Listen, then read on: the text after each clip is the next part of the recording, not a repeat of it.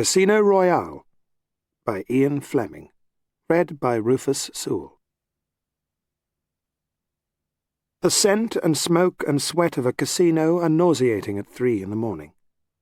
Then the soul erosion produced by high gambling, a compost of greed and fear and nervous tension, becomes unbearable, and the senses awake and revolt from it. James Bond suddenly knew that he was tired. He always knew when his body or his mind had had enough, and he always acted on the knowledge. He shifted himself away from the roulette and went to stand for a moment at the brass rail which surrounded the top table in the salle privée. Le Chiffre was still playing and still apparently winning. There was an untidy pile of flecked 100 plaques in front of him. In the shadow of his thick left arm there nestled a discreet stack of the big yellow ones worth 500,000 francs each. Bond watched the curious, impassive profile for a time, and then, to lighten his thoughts, moved away.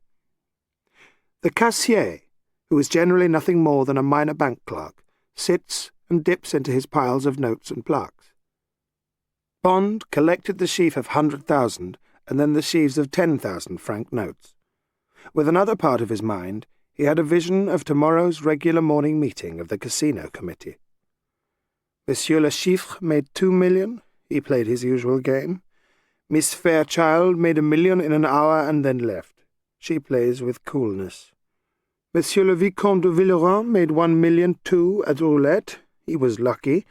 Then the Englishman, Mr. Bond, increased his winnings to exactly 3 million over 2 days. He is persevering and plays in maximums. His nerves seem good. Or something like that, thought Bond as he pushed his way through the swing doors. He walked across the broad boulevard and through the gardens to the Hotel Splendide. He smiled at the concierge who gave him his key, number 45 on the first floor, and took the cable. It was from Jamaica and read, Bond Splendide Royale Les Eaux, Havana Cigar Production, all Cuban factories, 1915, 10 million, repeat, 10 million, stop. Hope this figure you require, regards, De Silva. This meant that 10 million francs was on the way to him. It was the reply to a request Bond had sent that afternoon through Paris to his headquarters in London, asking for more funds.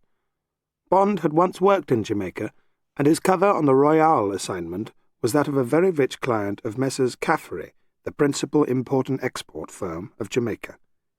He was being controlled through Jamaica through a taciturn man who was head of the picture desk on the Daily Gleaner, whose name was Fawcett. Bond was used to oblique control and rather liked it. He felt it feather-bedded him a little, allowed him to give or take an hour or two in his communications with M. Bond read the cable twice. He tore a telegram form off the pad on the desk and wrote his reply. Thanks, information should suffice, Bond. He handed this to the concierge, took his key, and turned to the stairs. Bond knew what an obliging danger signal a lift could be. Walking quietly, he regretted the hubris of his reply to M via Jamaica. As a gambler, he knew it was a mistake to rely on too small a capital. He shrugged and turned off the stairs into the corridor to the door of his room. Bond knew exactly where the switch was, and it was with one flow of motion that he stood on the threshold with the door full open, the light on, and a gun in his hand. The safe, empty room sneered at him. Locking himself in, he turned up the bedlight and the mirror light and threw his gun on the settee. Then he bent down and inspected one of his own black hairs, which still lay, undisturbed, wedged into the drawer of the writing desk.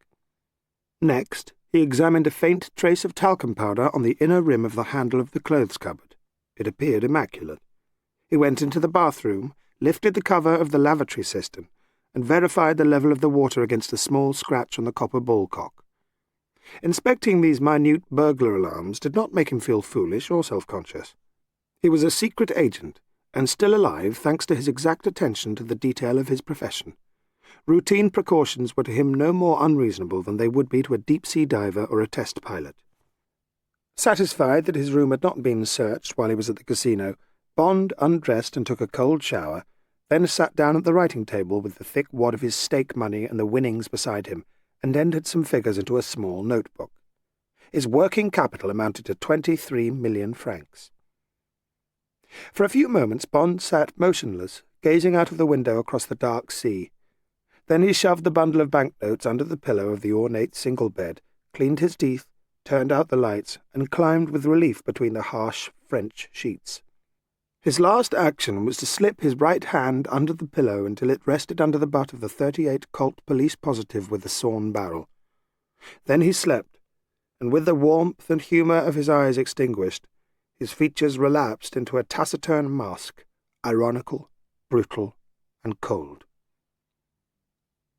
2 weeks before, this memorandum had gone from Station S of the Secret Service to M, head of this adjunct to the British Defence Ministries. To M. From head of S. Subject: a project for the destruction of Monsieur le Chiffre, alias the Number, Herr Number, Herr Ziffer, etc., one of the opposition's chief agents in France and undercover paymaster of the Syndicat des Ouvriers d'Alsace, the communist-controlled trade union in the heavy and transport industries, and, as we know, an important fifth column in the event of war. Documentation: Head of Archives biography of Le Chiffre is attached at Appendix A, also Appendix B, a note on Smersh. We have been feeling for some time that Le Chiffre is getting into deep water. In nearly all respects, he is an admirable agent of the USSR, but his gross physical habits and predilections are an Achilles heel of which we have been able to take advantage, and one of his mistresses is a Eurasian, number 1860, controlled by Station F, who has recently been able to obtain insight into his private affairs. Briefly, it seems that Le Chiffre is on the brink of a financial crisis. Further inquiries were made with the help of our friends of the 12e Bureau, and a curious story has come to light. In January 1946, Le Chiffre bought control of a chain of brothels operating in Normandy and Brittany.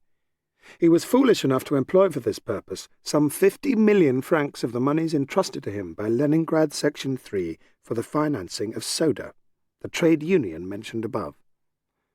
Normally these would have proved a most excellent investment. However, barely 3 months later, there was passed in France Law No. 46685, closing all houses of ill fame. Suddenly, Le Chiffre was faced with a serious deficit in his union funds. In desperation, he turned his open houses into maisons de passe, where clandestine rendezvous could be arranged on the borderline of the law, but these shifts in no way served to cover his overheads. Meanwhile, the police were on his trail, and in a short while 20 or more of his establishments were closed down. The police were, of course, only interested in this man as a big-time brothel-keeper, and it was not until we expressed an interest in his finances that the 12e Bureau unearthed the parallel dossier. The significance of the situation became apparent, and, in the past few months, a veritable rat hunt has been operated by the police after his establishments, with the result that today nothing remains of the Chiffre's original investments, and any routine inquiry would reveal a deficit of around 50 million francs in the trade union funds. It does not seem that the suspicions of Leningrad have been aroused yet, but it is possible that Smersh is on the scent. Last week, a high-grade source of Station P reported that a senior official of this organ of Soviet vengeance had left Warsaw for Strasbourg via the eastern sector of Berlin. If Le Chiffre knew that Smersh was on his trail, he would have no alternative but to commit suicide or attempt to escape, but his present plans suggested that while he is certainly desperate, he does not yet realize that his life may be at stake. It is these rather spectacular plans of his that have suggested to us a counter-operation which, though risky and unconventional, we submit with confidence. In brief, Le Chiffre plans, we believe, to follow the example of most other desperate till robbers and make good the deficit in his accounts by gambling. We know that he has withdrawn the final 25 million francs from the treasury of his union, and that he has taken a small villa in the neighbourhood of Royale-les-Eaux, just north of Dieppe, for a week from a fortnight tomorrow. Now, it is expected that the casino at Royale will see the highest gambling in Europe this summer. In an effort to wrest the big money from Deauville and La Touquet, the Société des Bains de Mer de Royale have leased the baccarat to the Muhammad Ali Syndicate, a group of émigré Egyptian bankers. A considerable number of the biggest operators in America and Europe have been encouraged to book at Royale this summer. It is here that Le Chiffre will, we are confident, endeavour on or after 15th of June to make a profit at baccarat of 50 million francs on a working capital of 25 million, and, incidentally, save his own life. Proposed counter-operation.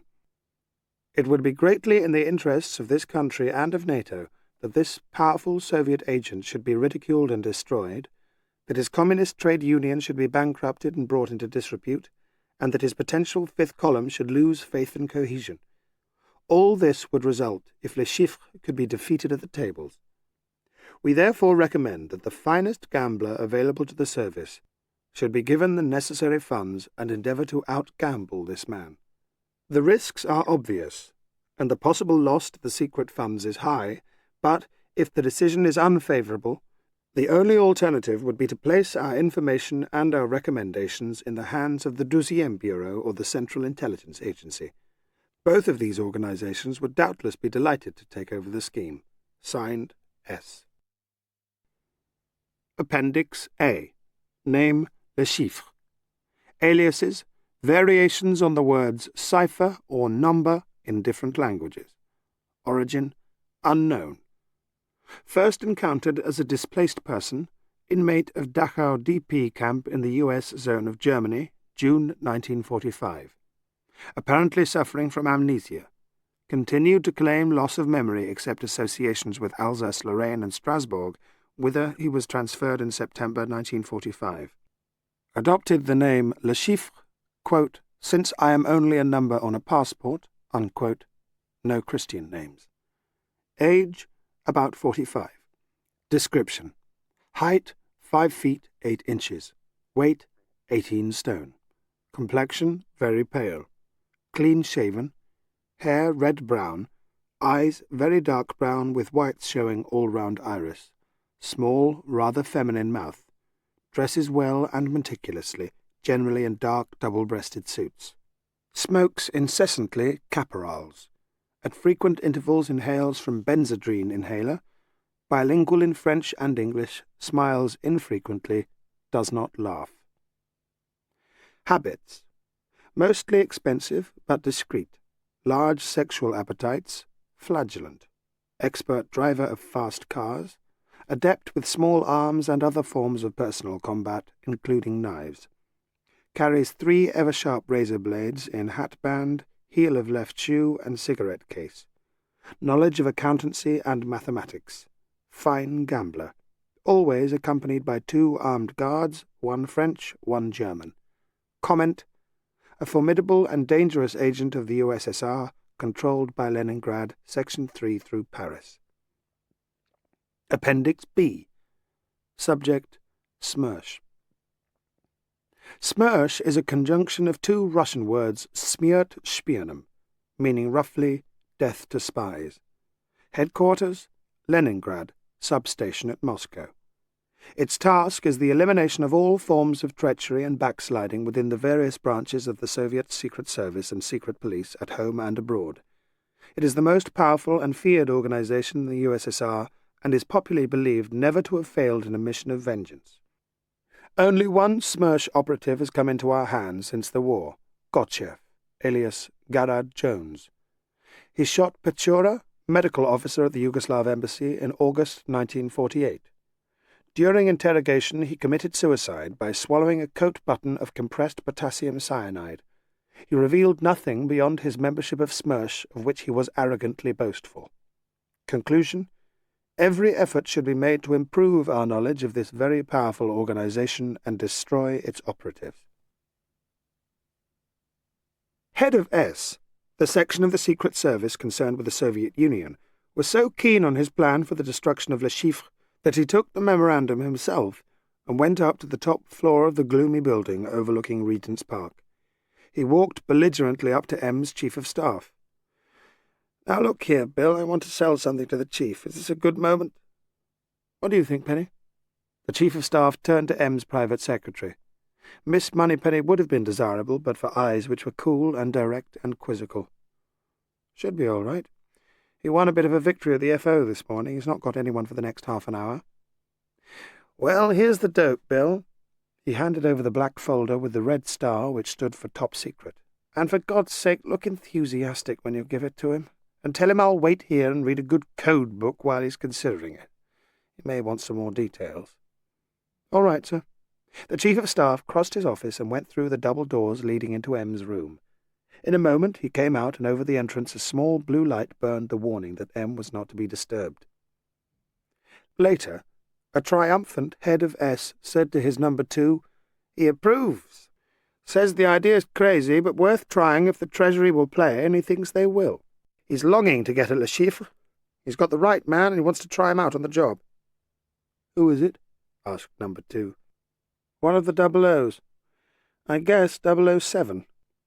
He's tough, and M thinks there may be trouble with those gunmen of Le Chiffre's."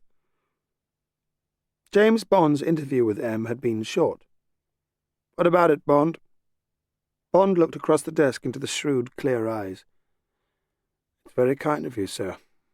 I'd like to do it, but I can't promise to win. The odds of baccarat are the best after 30-40, but I might get a bad run against me and get cleaned out. Play's going to be pretty high. Opening will go up to 500,000, I should think." Bond was stopped by the cold eyes. M knew all this already, knew the odds at baccarat as well as Bond. That was his job, knowing the odds at everything, and knowing men, his own and the opposition's. Bond wished he had kept quiet about his misgivings. "He can have a bad run too," said M.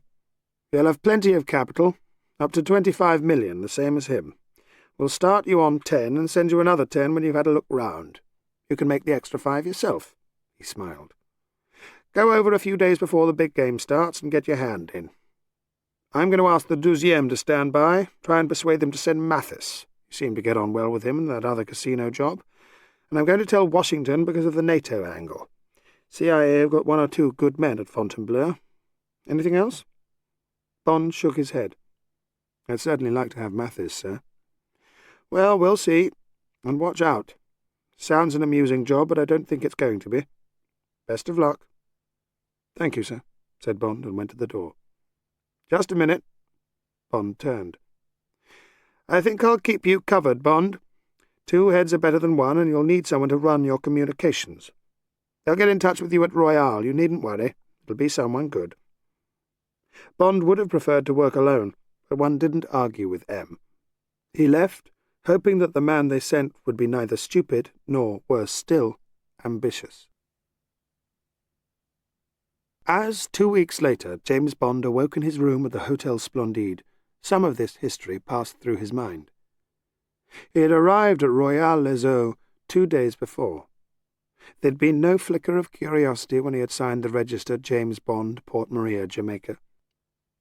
Bond had spent the last 2 afternoons and most of the nights at the casino, playing complicated progression systems on the even chances at roulette.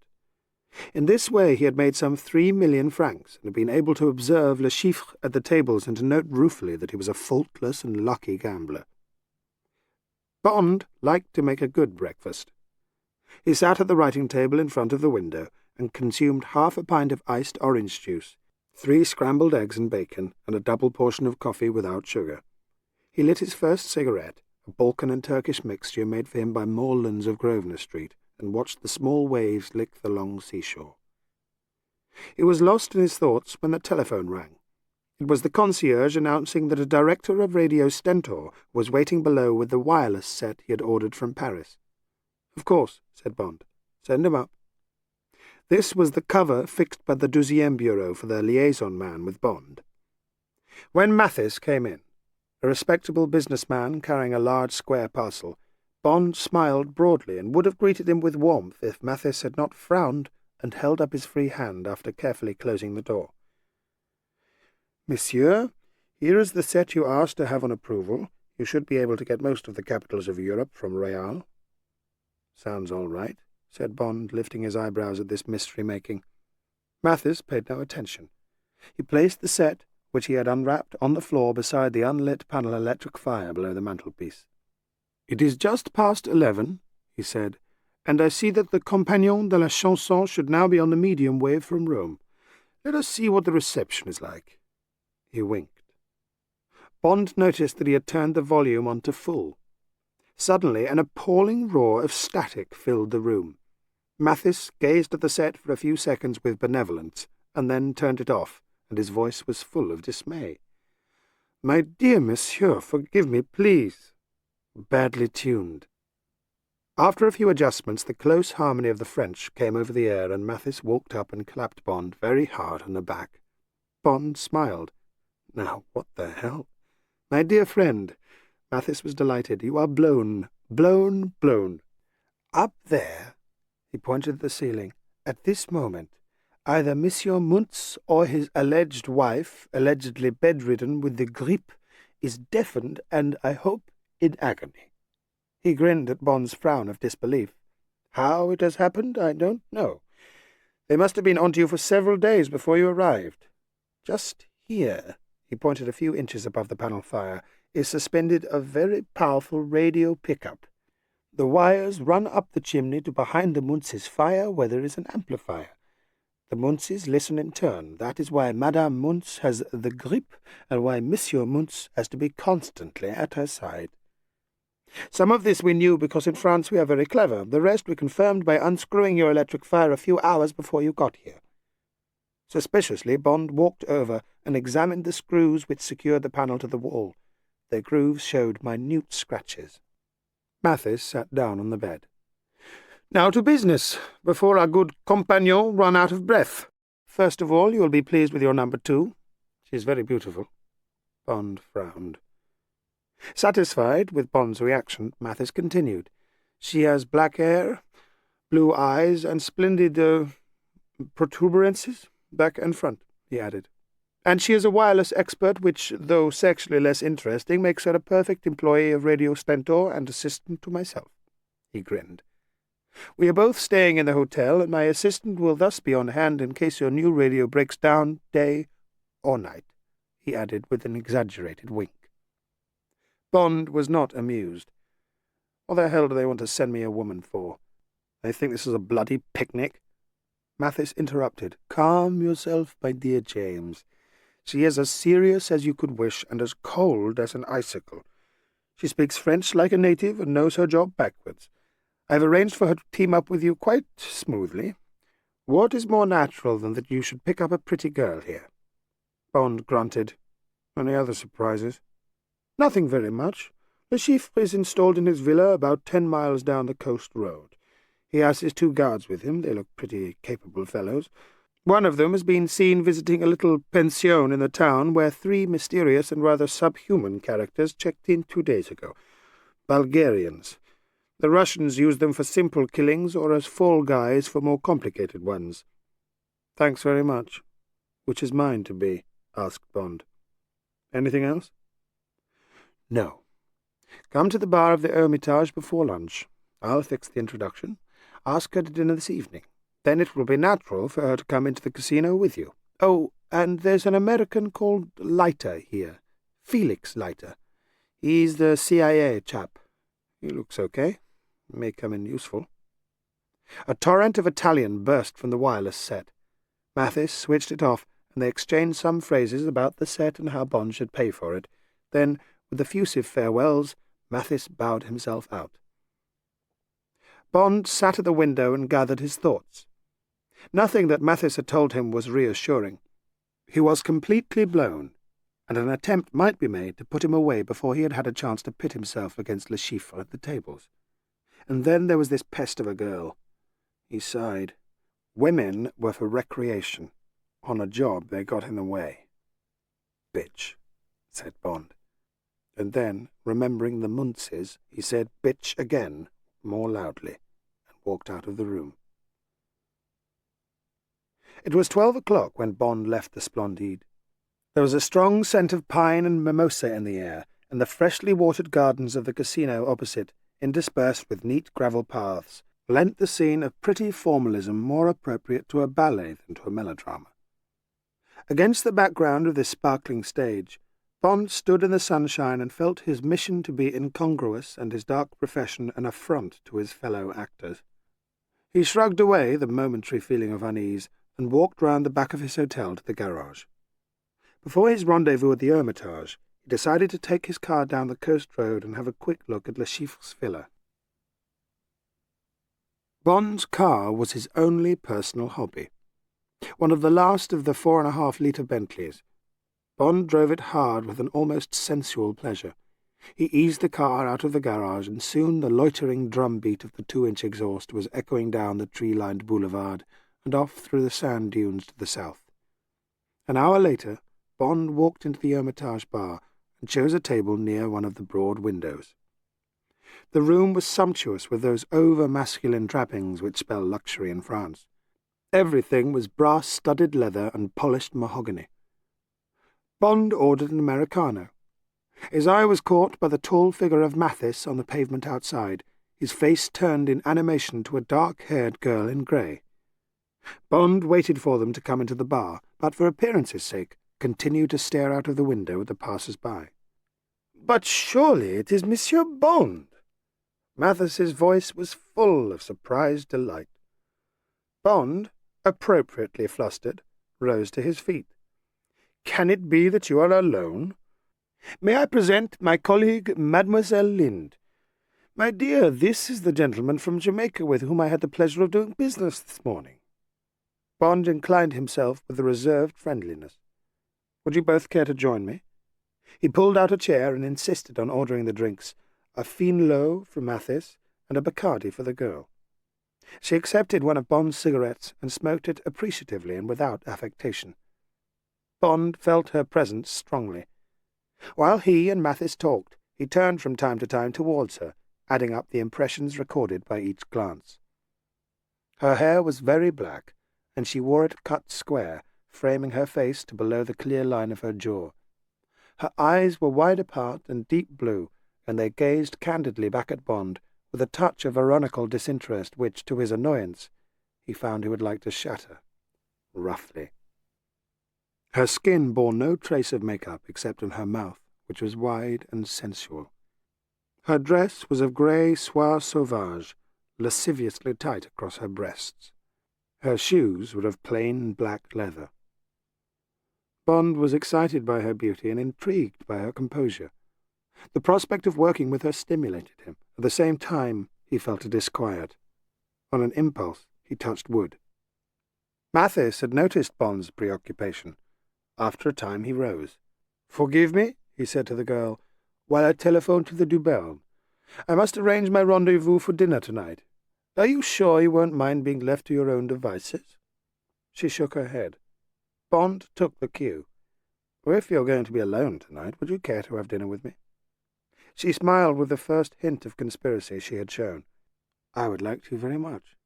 And then perhaps you would chaperone me to the casino. Perhaps I will bring you luck." With Mathis gone, her attitude towards him showed a sudden warmth. She seemed to acknowledge that they were a team, as they discussed the time and place of their meeting. When Mathis came back, Bond called for his bill. He explained that he was to have lunch with friends. The girl's eyes followed him out onto the boulevard.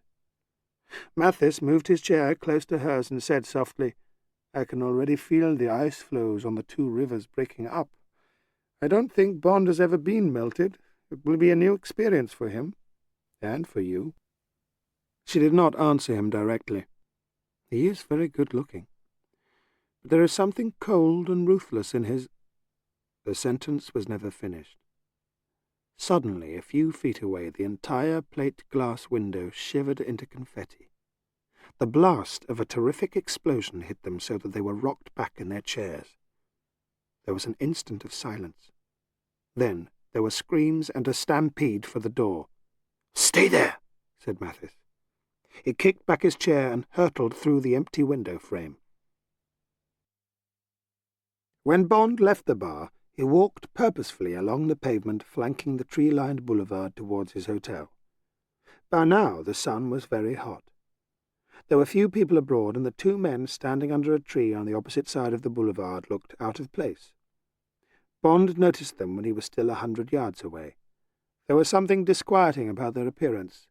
They were both small, and they were dressed alike in rather hot-looking suits. Each wore a straw hat which obscured their faces. Each was illuminated by a touch of bright colour, square camera cases slung from the shoulder, one red and the other blue. By the time Bond had taken in these details, he had come to within 50 yards of the two men. He was reflecting on the ranges of various types of weapon and the possibilities of cover when an extraordinary and terrible scene was enacted. Red Man seemed to give a short nod to Blue Man. With a quick movement, Blue Man unslung his blue camera case. Blue Man, and Bond could not see exactly as the trunk of a plane tree beside him intervened, bent forward and seemed to fiddle with the case. Then, with a blinding flash, there was the ear-splitting crack of a monstrous explosion, and Bond was slammed down to the pavement by a bolt of hot air which dented his cheeks and stomach as if they'd been made of paper. He lay, gazing up at the sun, while the air, or so it seemed to him, went on twanging with the explosion as if someone had hit the bass register of a piano with a sledgehammer. When, dazed and half-conscious, he raised himself on one knee, a ghastly rain of pieces of flesh and shreds of blood-soaked clothing fell around him, mingled with branches and gravel. From all sides came the sharp tinkle of falling glass. Above hung a mushroom of black smoke. There was an obscene smell of high explosives, of burning wood, and of, yes, roast mutton. For 50 yards down the boulevard the trees were leafless and charred. Opposite, 2 of them had snapped off near the base and lay across the road. Between them there was a smoking crater. Of the 2 men in straw hats there remained absolutely nothing, but there were red traces on the road and on the pavements and against the trunks of the trees, and there were glittering shreds high up in the branches. Bond felt himself starting to vomit. It was Mathis who got to him first, and by that time Bond was standing with his arm round the tree which had saved his life. Stupefied, but unharmed, he allowed Mathis to lead him off towards the Splendide from which guests and servants were pouring and chattering fright. As the distant clang of bells heralded the arrival of ambulances and fire engines, they managed to push through the throng and up to Bond's room. Mathis paused only to turn on the radio in front of the fireplace, then, while Bond stripped off his blood-flecked clothes, sprayed him with questions. When it came to the description of the 2 men, Mathis tore the telephone off its hook beside Bond's bed. "And tell the police," he concluded, "tell them that the Englishman from Jamaica who was knocked over by the blast is my affair. He is unhurt. And they should tell the press that it was a vendetta between 2 Bulgarian communists. They need say nothing of the 3rd Bulgar, who must have been hanging about somewhere, but they must get him at all costs. He will certainly head for Paris. Roadblocks everywhere. Understand?" Mathis turned back to Bond and heard him to the end. "Merde, but you were lucky," he said. "Clearly the bomb was intended for you. These people appear to be taking you seriously. But what was the significance of the red and blue cases? We must try and find some fragments." Mathis jumped up. "Now get a drink and some lunch and a rest. For me, I must get my nose quickly into this before the police have muddied the trail with their big black boots." He turned off the radio, the door slammed, and silence settled on the room. Bond sat for a while and enjoyed being alive. Later, as he was finishing his first whisky on the rocks and was contemplating the pâté de foie gras and cold langouste which the waiter had just laid out for him, the telephone rang. "This is Mademoiselle Lind." The voice was low and anxious. "Are you all right?" "Yes, quite. I'm glad. Please take care of yourself." She rang off. Bond picked up his knife and selected the thickest of the pieces of hot toast. He suddenly thought, 2 of them are dead, and I have got 1 more on my side. It's a start. Bond was determined to be completely fit and relaxed for a gambling session which might last most of the night. He ordered a masseur. A Swede presented himself. Silently he got to work on Bond from his feet to his neck, calming his still twanging nerves, and when he had gone, Bond fell into a dreamless sleep. He awoke in the evening completely refreshed. After a cold shower, he walked over to the casino. Bond had always been a gambler. He loved the dry riffle of the cards and the constant, unemphatic drama of the quiet figures round the green tables. He liked being an actor and a spectator, to take part in other men's dramas and decisions, until it came to his own turn to say that vital yes or no, generally on a 50-50 chance. Above all, he liked it that everything was one's own fault. There was only oneself to praise or blame. For at gambling, the deadly sin is to mistake bad play for bad luck. Bond saw luck as a woman to be softly wooed or brutally ravaged, never pandered to or pursued. He had never yet been made to suffer by cards or by women. On this June evening, it was with a sensation of confidence and cheerful anticipation that Bond changed 1,000,000 francs into plaques of 50 000 and took a seat next to the chef de partie at roulette table number 1. Bond borrowed the chef's card and studied the run of the ball since the session had started. He always did this, although he knew that each turn of the wheel, each fall of the ball into a numbered slot, had absolutely no connection with its predecessor. The game begins afresh each time the croupier picks up the ivory ball and flicks it round the rim of the wheel against the spin. And yet it is a convention among roulette players, and Bond rigidly adhered to it, to take careful note of the past history of each session and to be guided by any peculiarities in the run of the wheel. On the record of that particular table, after about 3 hours' play, Bond could see little of interest, except that the last dozen had been out of favour. It was his practice to play always with the wheel, and only to turn against its previous pattern after a 0 had turned up. So he decided to play one of his favourite gambits and back 2, in this case the first 2, dozens, each with maximum 100,000 francs. He thus had 2/3 of the board covered, less the 0, and, since the dozens pay odds of 2 to 1, he stood to win 100,000 francs every time any number lower than 25 turned up. After 7 coups, he had won 6 times. He lost on the 7th when 30 came up. He kept off the table for the 8th throw. 0 turned up. This piece of luck cheered him further, and 10 throws later he rose from the table 1,000,000 francs to the good. Directly Bond had started playing in maximums, his game had become the centre of interest at the table. As he seemed to be in luck, 1 or 2 pilot fish started to swim with the shark. Sitting directly opposite, one of these, whom Bond took to be an American, had shown more than the usual friendliness and pleasure at his share of the winning streak. When Bond rose, he too pushed back his chair and called cheerfully across the table, "Thanks for the ride. Guess I owe you a drink. Will you join me?" Bond had a feeling that this might be the CIA man. He knew he was right as they strolled off together towards the bar. "My name's Felix Leiter," said the American. "Glad to meet you." "Mine's Bond. James Bond." Bond insisted on ordering Leiter's Haig and Haig on the rocks, and then he looked carefully at the barman. "A dry martini," he said. "1, in a deep champagne goblet." "Oui, monsieur." "Just a moment." 3 measures of Gordon's, 1 of vodka, half a measure of quina lillet. Shake it very well until it's ice cold, then add a large thin slice of lemon peel. Got it? "Certainly, monsieur." The barman seemed pleased with the idea. "Gosh, that's certainly a drink," said Leiter. Bond laughed.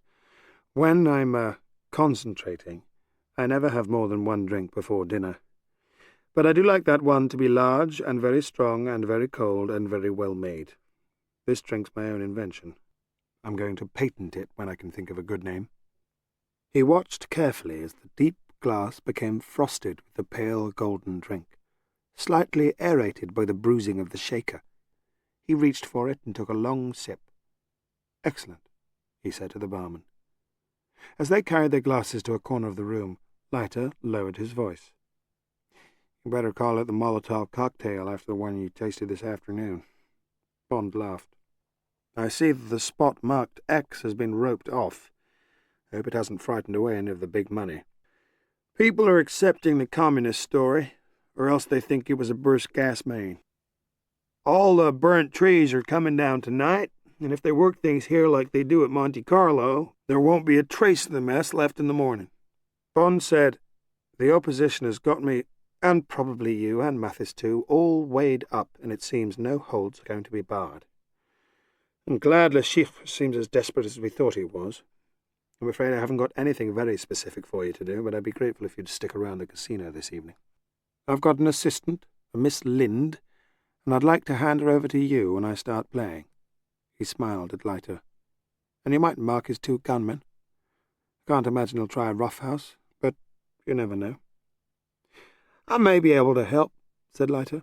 "I was a regular in our Marine Corps before I joined this racket, if that means anything to you." He looked at Bond with a hint of self-deprecation. "It does," said Bond. Leiter was from Texas. He was 35, tall with a thin, bony frame, and his lightweight, tan-coloured suit hung loosely from his shoulders like the clothes of Frank Sinatra. His movements and speech were slow, but one had the feeling that there was plenty of speed and strength in him.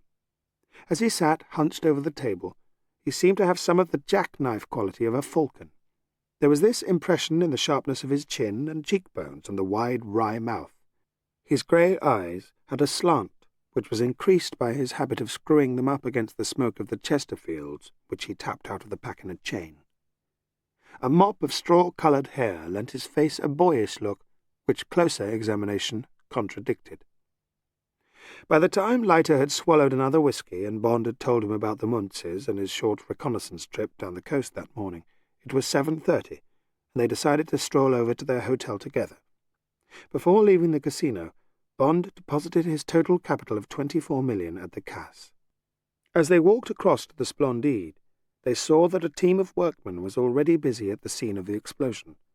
Hoses were washing down the boulevard and pavements. The bomb crater had disappeared. In the warm blue dusk, Royale les Eaux was once again orderly and peaceful. "Who's the concierge working for?" asked Leiter as they approached the hotel. Bond was not sure, and said so. Mathis had been unable to enlighten him.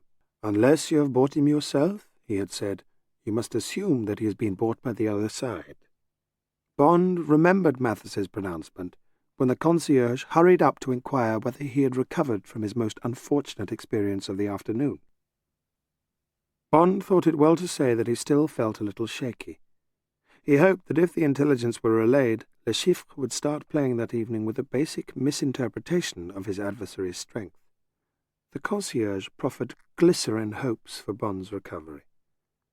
Leiter's room was on one of the upper floors, and they parted company at the lift after arranging to see each other at the casino at around 10:30. Bond walked up to his room, which again showed no sign of trespass, took an ice-cold shower and lay down on his bed. There remained an hour in which to rest and compose his thoughts before he met the girl in the Splendide bar, an hour to examine minutely the details of his plans for the game and for after the game, in all the various circumstances of victory or defeat. His thoughts pursued his imagination through a series of carefully constructed scenes, as if he was watching the tumbling chips of coloured glass in a kaleidoscope. At 9:20, he rose and dressed, dismissing the future completely from his mind. As he tied his double-ended black satin tie, he paused for a moment and examined himself levelly in the mirror.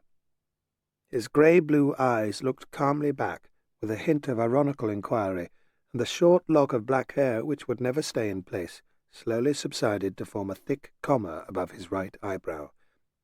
With the thin vertical scar down his right cheek, the general effect was faintly piratical. After pocketing the thin sheaf of 10 notes, Bond opened a drawer and took out a light chamois leather holster and slipped it over his left shoulder so that it hung about 3 inches below his armpit. He then took from under his shirt a very flat .25 Beretta automatic, loaded it, put up the safety catch, and dropped it into the holster. He slipped his double-breasted dinner jacket over his heavy silk evening shirt, verified in the mirror that there was no sign of the gun under his left arm, gave a final pull at his narrow tie, and walked out of the door and locked it. When he turned at the foot of the short stairs towards the bar, he heard the lift door open and a cool voice call, "Good evening." It was the girl. She stood and waited for him to come up to her. He had remembered her beauty exactly. He was not surprised to be thrilled by it again. Her dress was of black velvet, simple and yet with a touch of splendour that only half a dozen couturiers in the world can achieve. There was a thin necklace of diamonds at her throat, and a diamond clip in the low V which just exposed the jutting swell of her breasts. She carried a plain black evening bag. Bond's heart lifted. "You look absolutely lovely. Business must be good in the radio world." She put her arm through his. "Do you mind if we go straight into dinner? There's a horrible secret about black velvet. It marks when you sit down. If you hear me scream tonight, I shall have sat on a cane chair." Bond laughed. "Of course. Let's go straight in. We'll have a glass of vodka while we order our dinner." She gave him an amused glance, and he corrected himself. "Or a cocktail, of course, if you prefer it." For an instant he felt nettled at the light shadow of a snub with which she had met his decisiveness, and at the way he had risen to her quick glance. But as the bowing maître d'hôtel led them through the crowded room, it was forgotten as Bond watched the heads of the diners turn to look at her. Bond had chosen a table in one of the mirrored alcoves. These had survived from the Edwardian days, and they were gay and white and gilt, with the red silk-shaded table and the wall lights of the late Empire. As they deciphered the maze of purple ink which covered the double-folio menu, Bond beckoned to the sommelier. He turned to his companion. "Have you decided?" "I would love a glass of vodka," she said simply, and went back to her study of the menu. "A small carafe of vodka, very cold," ordered Bond. He said to her abruptly, "I can't drink the health of your new frock without knowing your Christian name." "Vesper," she said. "Vesper Lind." Bond gave her a look of inquiry. "I was born in the evening, on a very stormy evening, according to my parents. Apparently they wanted to remember it." She smiled. "Some people like it, others don't." "I think it's a fine name," said Bond. An idea struck him. "Can I borrow it?" He explained about the special martini he had invented and his search for a name for it. "The Vesper," he said. "It sounds perfect, and it's very appropriate at the violet hour when my cocktail will now be drunk all over the world. Can I have it?" "So long as I can try one first," she promised. "It sounds a drink to be proud of." "We'll have one together when all this is finished," said Bond. "Win or lose. And now, have you decided what you would like to have for dinner?" "Please be expensive," he added as he sensed her hesitation, "or you'll let down that beautiful frock." She laughed. "Behaving like a millionaire occasionally is a wonderful treat, and if you're sure, well, I'd like to start with caviar, and then have a plain grilled rognon de veau with pomme soufflée. Then I'd like to have the fraise de bois with a lot of cream. Is it very shameless to be so certain and so expensive?" "It's a virtue. And anyway, it's only a good, plain, wholesome meal." He turned to the maître d'hôtel. "And bring plenty of toast." "Now," he turned back to the menu, "I myself will accompany mademoiselle with the caviar, but then I would like a very small tournedos, underdone, with sauce bernaise and a cœur d'artichaut. While mademoiselle is enjoying the strawberries, I will have half an avocado pear with a little French dressing." The maître d'hôtel bowed. "Monsieur George?" He turned to the sommelier. "If you agree," said Bond, "I'd prefer to drink champagne with you tonight. It's a cheerful wine. It suits the occasion, I hope." "Yes, I would like champagne," she said. Bond turned to the sommelier. "The Taittinger 45. "A fine wine, monsieur," said the sommelier. "But if monsieur will permit—" He pointed with his pencil. "The Blanc de Blanc Brut 1943 of the same mark is without equal." Bond smiled. So be it. Bond explained to his companion, "You must forgive me, I take a ridiculous pleasure in what I eat and drink. It's very pernickety and old-maidish, but then when I'm working I generally have to eat my meals alone, and it makes them more interesting when one takes trouble." Vesper smiled at him. "I like it," she said. "I like getting the most out of everything one does." The little carafe of vodka had arrived in its bowl of crushed ice, and Bond filled their glasses. "Well, here's luck for tonight, Vesper." "Yes," said the girl quietly, as she held up her small glass and looked at him with a curious directness. "I hope all will go well tonight." Then she leant impulsively towards him. "I have some news for you from Mathis. It's about the bomb." "Tell me." His eyes glittered with interest. "They got the third Bulgar on the road to Paris. At the roadblock, his French was so bad that they asked for his papers, and he brought out a gun and shot one of the motorcycle patrol. But the other man got him, I don't know how, and managed to stop him committing suicide. Then they took him down to Rouen and extracted the story. Apparently, they were to get 2 million francs for killing you, and the agent who briefed them told them there was absolutely no chance of being caught if they followed his instructions exactly." She took a sip of vodka. "But this is the interesting part. The agent gave them the 2 camera cases you saw. It told them that the blue case contained a very powerful smoke bomb. The red case was the explosive. As one of them threw the red case, the other was to press a switch on the blue case, and they would escape under cover of the smoke. In fact, the smoke bomb was a pure invention. Both cases contained an identical high-explosive bomb. The idea was to destroy you and the bomb throwers without trace. "Go on," said Bond, full of admiration for the ingenuity of the double-cross. "Well, apparently, the Bulgars thought this sounded very fine, but decided it would be better to touch off the smoke bomb first, and from inside the cloud of smoke hurl the explosive bomb at you. What you saw was the assistant bomb thrower pressing down the lever of the phony smoke bomb, and of course they both went up together.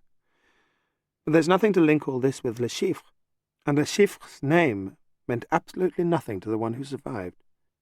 She finished her story just as the waiters arrived with the caviar, a mound of hot toast, and small dishes containing finely chopped onion and grated hard-boiled egg, the white in one dish and the yolk in another. The caviar was heaped onto their plates, and they ate for a time in silence. After a while, Bond said, "It's very satisfactory to be a corpse who changes place with his murderers. Mathis must be very pleased with the day's work. 5 of the opposition neutralized in 24 hours. And he told her how the Muntzes had been confounded. "Incidentally," he asked, "how did you come to get mixed up in this affair?" "I'm personal assistant to head of S," said Vesper. "As it was his plan, he asked M if I could go. M said yes, although he told my chief that you would be furious at being given a woman to work with." She paused, and when Bond said nothing, continued. "I had to meet Mathis in Paris. I've got a friend who is a vendeuse with Dior, and somehow she managed to borrow me this frock. Otherwise I couldn't possibly have competed with all these people." She made a gesture towards the room. "The office was very jealous. They knew that I was to work with a 00. Of course, you're our heroes. I was enchanted." Bond frowned. "It's not difficult to get a 00 number if you're prepared to kill people. It's nothing to be particularly proud of. I've got the corpses of a Japanese cipher expert in New York and a Norwegian double agent in Stockholm to thank for being a 00. How'd you like the grated egg with your caviar?" "It's a wonderful combination. I'm loving my dinner. It seems a shame—" She stopped, warned by a cold look in Bond's eye. "If it wasn't for the job, we wouldn't be here," he said. Suddenly he regretted the intimacy of their dinner and of their talk. "I'd better explain what I'm going to try and do and how you can help, which isn't very much, I'm afraid." He proceeded to sketch out the plan and enumerate the various contingencies which faced them. The maitre d'hotel supervised the serving of the second course, and as they ate, she listened to him coldly, but with attentive obedience. She should have paid more heed to the warning of Head of S. "Don't imagine this is going to be fun. He thinks of nothing but the job on hand. He's a good-looking chap, but don't fall for him. I don't think he's got much heart." All this had been something of a challenge, and she was pleased when she felt she had attracted and interested him. Then, at a hint that they were finding pleasure together, he had turned to ice. She felt hurt and foolish. She would not make the same mistake again. "And the main hope is to pray for a run of luck, for me or against him." Bond was explaining how baccarat is played. The odds against the banker and the player are more or less even. Only a run against either can be decisive. Tonight, Le Chiffre, we know, has bought the bank from the Egyptian syndicate. He paid 1,000,000 francs for it, and his capital has been reduced to 24 million. I have about the same. There will be 10 players, I expect, and we sit around the banker at a kidney-shaped table. Well, the banker sits there, with a croupier to rake in the cards and call the amount of each bank, and a chef de partie to umpire the game generally. I shall be sitting as near dead opposite Le Chiffre as I can get. In front of him he has a shoe containing 6 packs of cards well shuffled. There's absolutely no chance of tampering with the shoe. We've checked on the staff, and they're all okay." Bond drank some champagne and continued. "Now the banker announces an opening bank of 500,000 francs. Each seat is numbered from the right of the banker, and the player next to the banker, or number 1, can accept this bet and push his money out onto the table or pass it. Then number 2 has the right to take it, and if he refuses, then number 3, and so on round the table. If no single player takes it at all, the bet is offered to the table as a whole, and everyone chips in until the 500,000 is made up. That is a small bet which would immediately be met, but when it gets to 1,000,000 or 2, it's often difficult to find a taker. At the moment, I shall always try and step in and accept the bet. In fact, I shall attack Le Chiffre's bank whenever I get a chance, until either I've bust his bank or he's bust me. The strawberries came, and the avocado pear. Then they talked of other things. While coffee was served, they smoked.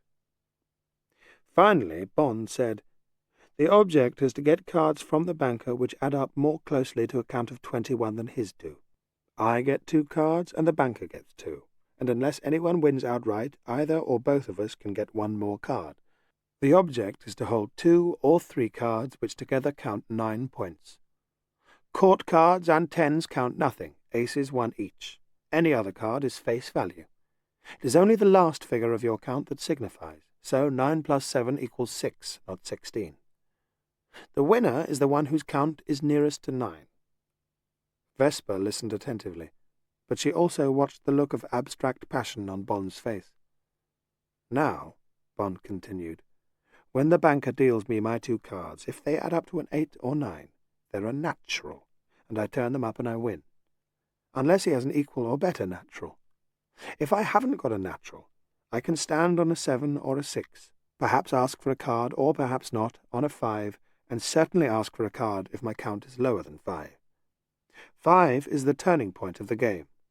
According to the odds, the chances of bettering or worsening your hand if you hold a 5 are exactly even. Only when I ask for a card or tap mine to signify that I stand on what I have can the banker look at his. If he has a natural, he turns them up and wins. Otherwise he is faced with the same problems as I was, but he is helped in his decision by my actions, so he has a very slight advantage over me. But in the end," Bond stubbed out his cigarette and called for the bill, "it's the natural 8s and 9s that matter, and I must just see that I get more of them than he does." While anticipating the coming fight, Bond's face had lit up again. He seemed to have completely forgotten the brief coolness between them, and Vesper was relieved. She rose and led the way out of the restaurant and out onto the steps of the hotel. The big Bentley was waiting, and Bond drove Vesper over, parking as close to the entrance as he could. As they walked through the ornate ante-rooms, he hardly spoke. Before they had penetrated very far into the main room, Felix Leiter detached himself from one of the roulette tables and greeted Bond as an old friend. After being introduced to Vesper Lind, Leiter said, "Well, since you're playing baccarat, would you allow me to show Miss Lind how to break the bank at roulette? Then perhaps we could come and watch you when your game starts to warm up." Bond looked inquiringly at Vesper. "I should love that," she said. "Well, I shall leave you then. You'll be in excellent hands." Bond gave a smile which embraced them both, and walked with unhurried gait towards the casse. Bond was relieved to be on his own again, and to be able to clear his mind of everything but the task on hand. He took his 24 million francs, divided the notes into equal packets, and put half into his right-hand pocket, and the other half into his left. The table was filling up, and the cards were spread face down, being stirred and mixed slowly in what is known as the croupier's shuffle. The chef de partie lifted the velvet-covered chain which allowed entrance through the brass rail. "I've kept number 6 as you wished, Monsieur Bond." Bond sat down with the nod to the players on his right and left, lit a cigarette, and leant back in his chair. Opposite him, the banker's chair was vacant. He glanced round the table. He knew most of the players by sight, but few of their names. At number 7 there was a wealthy Belgian with metal interests in the Congo. At number 9 there was Lord Danvers, a distinguished but weak-looking man whose francs were presumably provided by his rich American wife, a woman with the mouth of a barracuda who was sat at number 3. At number 1, to the right of the bank, was a well-known Greek gambler who owned a profitable shipping line. Bond asked the huissier for a card and wrote on it, under a neat question mark, the remaining numbers, 2, 4, 5, 8, 10, and asked the huissier to give it to the chef de partie. Soon it came back with the names filled in. Number 2 was to be Carmel Delane, the American film star with alimony from 3 husbands to burn. Then came Lady Danvers at number 3, and numbers 4 and 5 were Mr. and Mrs. Dupont, rich-looking and talking together cheerfully. At number 8 was the Maharaja of a small Indian state, and number 10 was a prosperous-looking young Italian, Signor Tumelli. Bond had just finished his sketchy summing up of the players when Le Chiffre, with the economy of movement of a big fish, came through the opening in the brass rail and, with a cold smile of welcome for the table, took his place directly opposite Bond in the banker's chair. He cut the thick slab of cards which the croupier had placed between his blunt, relaxed hands. Then the croupier fitted the 6-packs into the shoe. Messieurs, mesdames, le banco est fait. Le Chiffre crouched over the shoe. He gave it a short, deliberate slap to settle the cards, the first of which showed its semicircular pink tongue through the aluminium mouth. Then, with a thick white forefinger, he pressed on the tongue and slipped out the first card towards the Greek on his right. Then he slipped out a card for himself, then another for the Greek, then one more for himself. He sat immobile, not touching his own cards. He looked at the Greek's face. The Greek gathered the cards and cautiously bent his head so that he could see, in the shadow made by his cupped hand, the value of the bottom. Then he looked Le Chiffre in the eye. "No," said the Greek. Le Chiffre's hands were clasped in front of him, his 2 cards 3 or 4 inches away. He picked up the 2 cards and turned them face upwards on the table with a faint snap. They were a 4 and a 5, an undefeatable natural 9. He had won. The Greek pushed forward 5 plaques of 100,000, and the croupier added these to Le Chiffre's 500,000 plaque which lay on the centre of the table. The croupier announced quietly, "Un banco d'1 million." "Suivi," murmured the Greek, meaning that he exercised his right to follow up his lost bet. The long game was launched. The Greek, after taking a 3rd card, could achieve no better than a 4 to the bank's 7. "Un banco de 2 millions," said the croupier. The players on Bond's left remained silent. "Banco," said Bond. Le Chiffre looked incuriously at him. He removed one thick hand from the table and slipped it into his dinner jacket. The hand came out holding a small metal cylinder. Le Chiffre inserted the nozzle of the cylinder with obscene deliberation twice into each black nostril and luxuriously inhaled the benzodrine vapour. Unhurriedly, he pocketed the inhaler, then gave the shoe its usual sharp slap. During this offensive pantomime, Bond had coldly held the banker's gaze. He slipped a packet of notes onto the table. The other players sensed a tension between the 2 gamblers, and there was silence as Le Chiffre fingered the 4 cards out of the shoe. The croupier slipped Bond's 2 cards across to him with his spatula. Bond, still with his eyes holding Le Chiffre's, reached his hand out a few inches, glanced down swiftly, then, as he looked up again, with a disdainful gesture, tossed the cards face upwards on the table. They were a 4 and a 5, an unbeatable 9. There was a little gasp of envy from the table. With a hint of a shrug, Le Chiffre faced his own 2 cards and flicked them away with his fingernail. They were 2 valueless knaves. "Le baccarat," intoned the croupier as he spaded the thick chips over to Bond. Bond slipped them into his right-hand pocket with the unused packet of notes.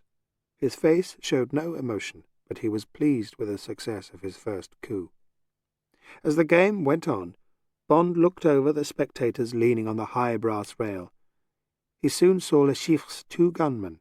They stood behind and to either side of the banker. The one behind Le Chiffre's right arm was tall and funereal in his dinner jacket. His face was wooden and grey, but his eyes flickered and gleamed like a conjurer's. The other man looked like a Corsican shopkeeper. He was short and very dark, with a flat head covered with thickly greased hair. He seemed to be a cripple. A chunky Malacca cane with a rubber tip hung on the rail beside him. His mouth, half open, revealed very bad teeth. He wore a heavy black moustache. The game continued uneventfully, but with a steady and inexorable seepage against the bank, amounting, after about 2 hours' play, to 10 million francs. Bond was cautiously pleased. Le Chiffre continued to play like an automaton, never speaking except when he gave instructions to the croupier. Outside the pool of silence round the high table, there was the constant hum of the other tables, interspersed with the calls of the croupiers and occasional bursts of laughter or gasps of excitement. It was at 10 minutes past 1 by Bond's watch when, at the high table, the whole pattern of play suddenly altered. The Greek at number 1 was still having a bad time. He passed, leaving a bank of 2 millions. Carmel Delane also refused it. So did Lady Danvers. "Banco," said Mrs. Dupont, and promptly lost to the banker's natural 8. "Un banco de 4 millions," said the croupier. "Banco," said Bond, pushing out a wad of notes. Again he fixed the chiffre with his eye. Again he gave only a cursory look at his 2 cards. "No," he said. He had a marginal 5. The position was dangerous. Le Chiffre turned up a knave and a 4. He gave the shoe another slap. He drew a 3. "Sept à la banque," said the croupier. "Et 5," he added as he tipped Bond's losing cards face upwards. He raked over Bond's money, extracted 4 million francs, and returned the remainder to Bond. "Un banco de 8 millions." "Suivi," said Bond, and lost again to a natural 9. In 2 coups he had lost 12 million francs. He had just 16 million left, exactly the amount of the next banco. Suddenly Bond felt the sweat on his palms. Like snow in sunshine, his capital had melted. With the covetous deliberation of the winning gambler, Le Chiffre was tapping a light tattoo on the table with his hand. Bond looked into the eyes of murky basalt. "Do you want the full treatment?" they seemed to ask.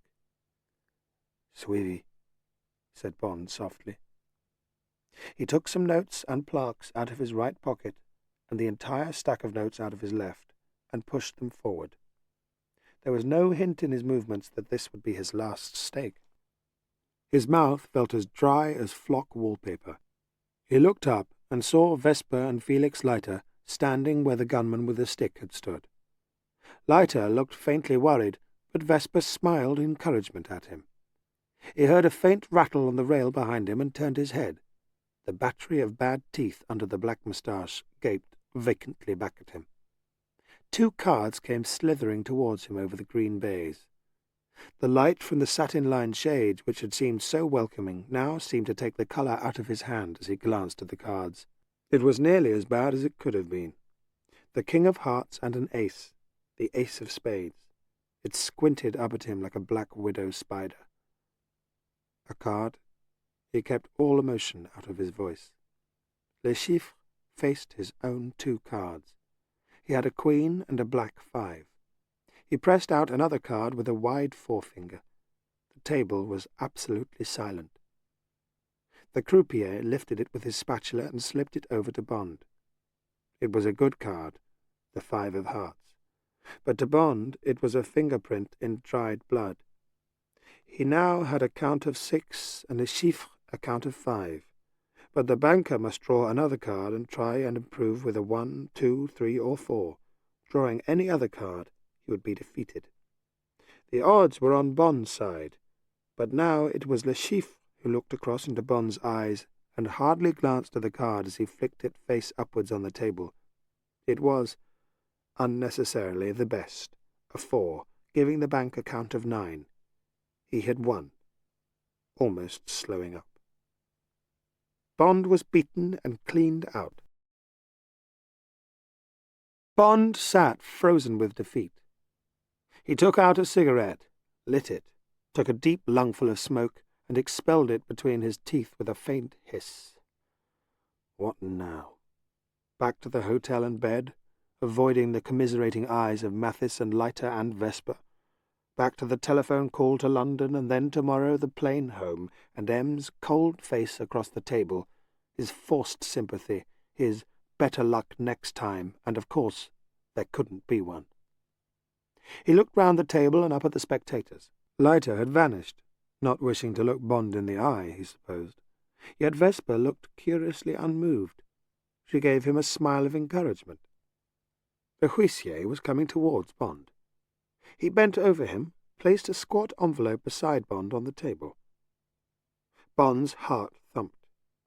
He took the anonymous envelope below the level of the table and split it open with his thumb. Unbelieving, and yet knowing it was true, he felt the broad wads of notes. He slipped them into his pockets, retaining the half-sheet of notepaper which was pinned to the topmost of them. There was one line of writing: Martial aid, 32 million francs, with the compliments of the USA. Bond swallowed. He looked over towards Vesper. Felix Leiter was again standing beside her. He grinned slightly, and Bond smiled back and raised his hand from the table in a small gesture of benediction. Then he set his mind to sweeping away all traces of the defeat which had swamped him a few minutes before. This was a reprieve, but only a reprieve. There could be no more miracles. This time he had to win. Perhaps Le Chiffre needed just one more coup to have made his 50 million francs. The only hope was to stamp on him now, not to share the bank with the table, but to go the whole hog. At last Le Chiffre nodded. Un banco de 32 millions. The croupier's voice rang out. Un banco de 32 millions. In a louder, prouder voice, the chef de partie took up the cry. This was wonderful publicity. The stake had only once been reached in the history of baccarat, at Deauville in 1950. It was then that Bond leant slightly forward. Suivi, he said quietly. There was an excited buzz round the table. The word ran through the casino. People crowded in. For most of them it was more than they had earned in their lives. It was when Bond shovelled the great wads of notes out onto the table, and the croupier busied himself with counting the pinned sheaves, that he caught a swift exchange of glance between Le Chiffre and the gunman standing directly behind Bond. Immediately he felt something hard press into the base of his spine, right into the cleft between his buttocks. At the same time a thick voice said softly, urgently, "This is a gun, monsieur. It can blow the base of your spine off without a sound. You will appear to have fainted. I shall be gone. Withdraw your bet before I count 10. If you call for help, I shall fire." The voice was confident. Bond believed it. The thick walking stick was explained. "Un," said the voice. Bond turned his head. There was the man close behind him, smiling broadly under his black moustache, as if he was wishing Bond luck. The discoloured teeth came together. Deux. Bond looked across. Le Chiffre was watching him, waiting for Bond's hand to gesture to the croupier, or else for Bond suddenly to slump backwards, his face grimacing with a scream. Trois. Bond looked over at Vesper and Felix Leiter. They were smiling and talking to each other, the fools. Quatre. And the other spectators. This crowd of jabbering idiots. Couldn't someone see what was happening? Cinq. The croupier was tidying up a pile of notes.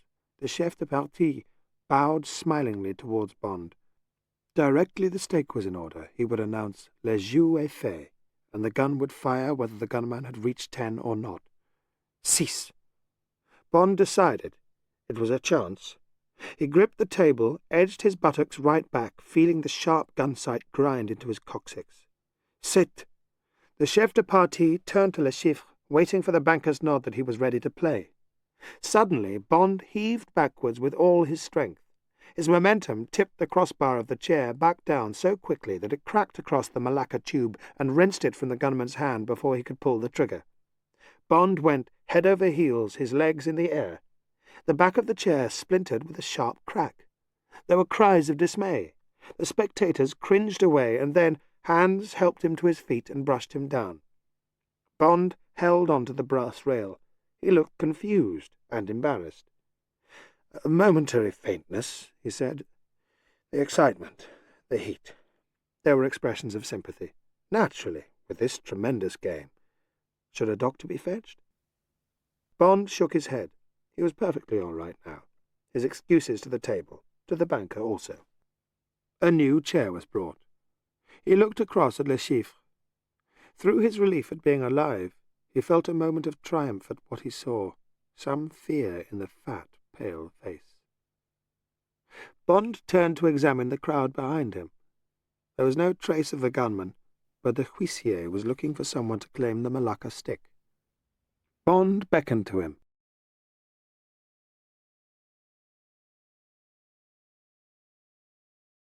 It belongs to an acquaintance of his. Bond grimly reflected that a short examination would reveal to Leiter why he had made such an embarrassing display of himself. He tapped the green cloth to show that he was ready. "Le parti continue," announced the chef impressively. "Un banco de 32 millions." The spectators craned forward. Le Chiffre hit the shoe. As an afterthought, he took out his inhaler and sucked the vapour up his nose. "Filthy brute," said Mrs. Dupont on Bond's left. Bond's mind was clear again. By a miracle he had survived a devastating wound. He could feel his armpits still wet with the fear of it. But the success of his gambit had wiped out all memories of the dreadful valley of defeat through which he had passed. 2 cards slithered towards him across the green sea. Like an octopus under a rock, Le Chiffre watched him from the other side of the table. Bond reached out a steady hand and drew the cards towards him. Would it be the lift of the heart which a 9 brings, or an 8 brings? He fanned the 2 cards under the curtain of his hand. His whole body stiffened in a reflex of self-defence. He had 2 queens. 2 red queens. The worst. They were nothing. 0. Baccarat. "A card," said Bond, fighting to keep hopelessness out of his voice. He felt Le Chiffre's eyes boring into his brain. The banker slowly turned his own 2 cards face up. He had a count of 3, a king and a black 3. Bond softly exhaled. He still had a chance. Now he was really faced with the moment of truth. Le Chiffre slapped the shoe, slipped out a card, Bond's fate, and slowly turned it face up. It was a 9. A wonderful 9 of hearts. The card known in gypsies' magic as a whisper of love, a whisper of hate. The card that meant almost certain victory for Bond. The croupier slipped it delicately across. To Le Chiffre it meant nothing. Bond might have had a 1, in which case he now had 10 points, or nothing, or baccarat. Or he might have had a 2, 3, 4, or even 5, in which case, with the 9, his maximum count would be 4. Holding a 3 and giving a 9 is one of the moot situations of the game. The odds are so nearly divided between to draw or not to draw. Bond let the banker sweat it out. Bond's cards lay on the table before him, the 2 impersonal pink-patterned backs and the faced 9 of hearts. To Le Chiffre, the 9 might be telling the truth, or many variations of lies. Sweat was running down either side of the banker's beaky nose. His thick tongue came out slyly and licked a drop out of the corner of his mouth. He looked at Bond's cards, and then at his own, and then back at Bond's.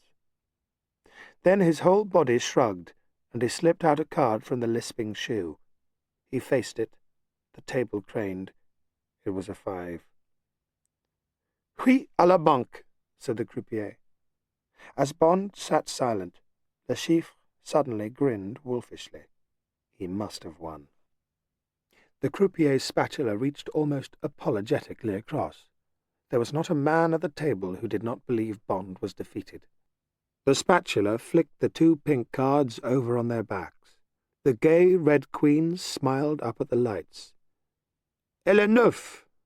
A great gasp went up round the table, and then a hubbub of talk. Bond's eyes were on Le Chiffre. The big man fell back in his chair as if slugged above the heart. His lips were grey. As the huge stack of plaques was shunted across to Bond, the banker reached into an inner pocket and threw a wad of notes onto the table. "Un banco de 10 millions," he announced. This is the kill, thought Bond. This is the last of his capital. He has come to where I stood an hour ago, but there is no one to come to his aid. Bond leant back with his arms curled forward on the table like the arms of a wrestler seeking a hold at the opening of a bout. "Banco," he said, speaking straight at Le Chiffre. Once more the 2 cards were borne over to him. Bond glanced briefly down and flipped the cards face up in the middle of the table. "Le neuf," said the croupier. Le Chiffre was gazing down at his own 2 black kings. "Et le baccarat," and the croupier eased across the table the fat tide of plaques. Le Chiffre watched them go. Then he stood up, and without a word, brushed past the players to the break in the rail. The spectators opened a way for him. They looked at him curiously and rather fearfully, as if he carried the smell of death on him. Then he vanished from Bond's sight. Bond stood up. He took 100 mille plaques from the stacks beside him and slipped it across the table to the chef de partie. He cut short the effusive thanks and asked the croupier to have his winnings carded to the caisse. By now it was 2:30. He exchanged some pleasant words with his neighbours to right and left, and then ducked under the rail to where Vesper and Felix Leiter were waiting for him. Together they walked over to the caisse. In all there was over 70 million francs. Bond took Felix Leiter's money in notes and took a cheque for the remaining 40-odd million. Bond handed Leiter's money to him. Leiter took a .45 bullet out of his pocket. "I gave the gun to Mathis. He was as puzzled as we were by the spill you took. The gunman got away without difficulty, but they can't tie it on to Le Chiffre. The man came in alone." Felix Leiter tapped out another cigarette. "Anyway, all's well that ends well. You certainly took Le Chiffre a ride, although we had some bad moments. I expect you did, too." Bond smiled. "That envelope was the most wonderful thing that's ever happened to me. Talk about a friend in need. One day I'll try and return the compliment." He rose. "I'll just go over to the hotel and put this away," he said, tapping his pocket. "I don't like wandering around with Le Chiffre's death warrant on me. He might get ideas. Then I'd like to celebrate a bit. What do you think?" He turned to Vesper. She had hardly said a word since the end of the game. "Should we have a glass of champagne in the nightclub before we go to bed? The Royale Galant? You get to it through the public rooms." "I think I'd love to," said Vesper. "I'll meet you in the entrance hall." "What about you, Felix?" Bond hoped he could be alone with Vesper. Leiter read his mind. "I'd rather take a little rest before breakfast," he said. "I'll walk over to the hotel with you. Might as well convoy the treasure ship right into port." They strolled over through the shadows cast by the full moon. At the hotel, Leiter insisted on accompanying Bond to his room. "No reception committee," observed Leiter, "but I wouldn't put it past him to try a last throw. Do you think I ought to stay up and keep you 2 company?" "You get your sleep," said Bond. "They won't be interested in me without the money, and I've got an idea for looking after that. Thanks for all you've done. I hope we get on a job again one day." "Suits me," said Leiter, "so long as you can draw a 9 when it's needed." He went out and closed the door. Bond turned back to the friendliness of his room. After the strain of the 3 hours' play, he was glad to be alone for a moment and be welcomed by his pyjamas on the bed. He dashed cold water over his face and gargled with a sharp mouthwash. He gazed into the mirror and wondered about Vesper's morals. He wanted her cold and arrogant body. He wanted to see tears and desire in her remote blue eyes.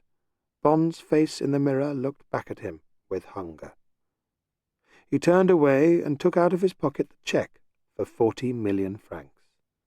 He folded this very small.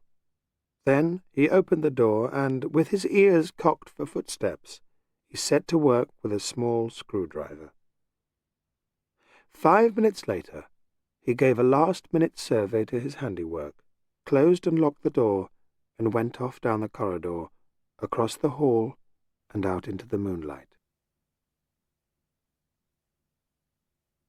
The entrance to the Royale Galant was a 7-foot golden picture frame which had once perhaps enclosed the vast portrait of a noble European. It was in a discreet corner of the public roulette room, where several tables were still busy. Bond took Vesper's arm and led her over the gilded step. The nightclub was small and dark, lit only by candles in gilded candelabra whose warm light was repeated in wall mirrors set in more gold picture frames. The walls were covered in dark red satin, and the chairs in matching red plush. A trio was playing La Vie en Rose with muted sweetness. Seduction dripped on the quietly throbbing air. They were given a corner table. Bond ordered a bottle of Veuve Clicquot. Then he turned to Vesper. "It's wonderful sitting here with you and knowing the job's finished. It's a lovely end to the day.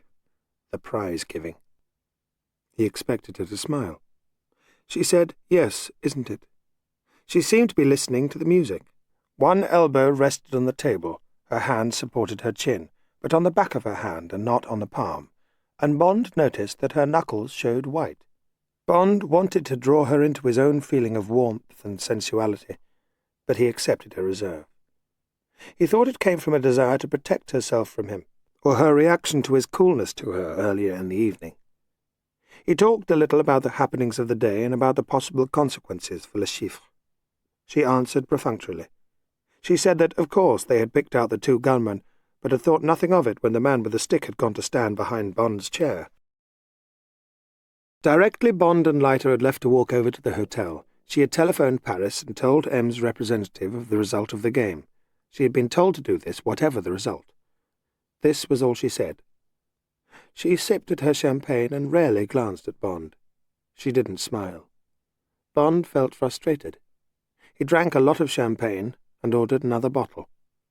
At 4 o'clock, Bond was about to call for the bill when the maître d'hôtel appeared at their table and inquired for Miss Lind. He handed her a note, which she read hastily. "Oh, it's only Mathis," she said. "He says, would I come to the entrance hall? He's got a message for you. Perhaps he's not in evening clothes or something. Oh, and be a minute. Then perhaps we could go home." She gave him a strained smile. "I'm afraid I don't feel very good company this evening. It's been rather a nerve-wracking day." Bond rose. "I'll get the bill." He watched her take the few steps to the entrance. He sat down. He suddenly realized that he was tired. He took a last mouthful of champagne. It tasted bitter. He would have liked to have seen Mathis's cheerful face and heard his news, perhaps even a word of congratulation. Suddenly the note to Vesper seemed odd. It was not the way Mathis would do things. He would have asked them both to join him at the bar, or he would have joined them at the nightclub, whatever his clothes. Bond hastily paid the bill, not waiting for the change. He pushed back his table and hurried through the gaming room and looked carefully up and down the long entrance hall. There were only 1 or 2 officials and 2 or 3 men and women in evening clothes. No Vesper, no Mathis. It was almost running. He got to the entrance and looked along the steps to down and amongst the few remaining cars. The commissionaire came towards him. "A taxi, monsieur?" Bond waved him aside and started down the steps, his eyes staring into the shadows, the night air cold on his sweating temples. He was halfway down when he heard a faint cry, then the slam of a door. With a harsh growl and a stutter from the exhaust, a beetle-browed citron shot out of the shadows into the light of the moon. Its tail rocked as if a violent struggle was taking place on the back seat. With a snarl it raced out to the wide entrance gate in a spray of gravel. A small black object shot out of an open rear window and thudded into a flower bed. There was a scream of tortured rubber as the tires caught the boulevard in a harsh left-handed turn, then a swiftly diminishing crackle as the car hared off towards the coast road. Bond knew he would find Vesper's evening bag among the flowers. He ran back with it across the gravel to the brightly lit steps and scrabbled through its contents. The crumpled note was there amongst the usual feminine baggage. "Can you come out to the entrance hall for a moment? I have news for your companion, René Mathis." It was the crudest possible forgery. Bond leapt for the Bentley. With a choke full out, the engine answered at once, and the roar drowned the faltering words of the commissionaire, who jumped aside as the rear wheels whipped gravel at his piped trouser legs. As the car rocked to the left outside the gate, Bond went fast through the gears and settled himself for the pursuit. Soon he was out on the coast road, a broad highway through the sand dunes. He pushed the revs up and up, hurrying the car to 80, then to 90, his huge Marshall headlights boring a safe white tunnel between the walls of the night. He knew the citron must have come this way. He had heard the exhaust penetrate beyond the town, and a little dust still hung on the bends. He hoped soon to see the distant shaft of its headlights. As he drove, he cursed Vesper and M for having sent her on the job. This was just what he'd been afraid of. For Vesper to fall for an old trick like that and get herself snatched and probably held to ransom like some bloody heroine in a strip cartoon. The silly bitch. Bond boiled at the thought of the fix he was in. Of course, the idea was a straight swap. The girl against his cheque for 40 million. Well, he wouldn't play. Wouldn't think of playing. This job was more important than her. Bond's mind raged furiously on with the problem as he flung the great car down the coast road. The revolutions mounted until he was past 110 and on to the 120 mark. He knew he must be gaining fast. Loaded as she was, the Citroën could hardly better 80. On an impulse, he slowed down to 70, turned on his fog lights and doused the marshals. Sure enough, without the blinding curtain of his own lights, he could see the glow of another car a mile or two down the coast. He switched on the big lights again and screamed off in pursuit. His face in the blue light from the dashboard was grim but serene. Ahead in the Citroën there were 3 men and a girl. Le Chiffre was driving, his big fluid body hunched forward, his hands light and delicate on the wheel. Beside him sat the squat man who had carried the stick in the casino. In his left hand he grasped a thick lever which protruded beside him almost level with the floor. In the back seat was the tall, thin gunman, relaxed, apparently uninterested in the high speed of the car. His right hand lay caressingly on Vesper's left thigh, which stretched out naked beside him. Apart from her legs, which were naked to the hips, Vesper was only a parcel. Her long black velvet skirt had been lifted over her arms and head and tied with a piece of rope. Where her face was, a small gap had been torn in the velvet so that she could breathe. Le Chiffre was concentrating half on the road ahead and half on the onrushing glare of Bond's headlights in the driving mirror. He seemed undisturbed when not more than a mile separated the hare from the hounds, and he even brought the car down to 60 miles an hour. Now, as he swept round a bend, he slowed down still further. A few hundred yards ahead, a Michelin post showed where a small road crossed with the highway. "Attention!" he said sharply to the man beside him. The man's hand tightened on the lever. 100 yards from the crossroads he slowed to 30. In the mirror Bond's great headlights were lighting up the bend. Le Chiffre seemed to make up his mind. "Allez!" The man beside him pulled the lever sharply upwards. The boot at the back of the car yawned open.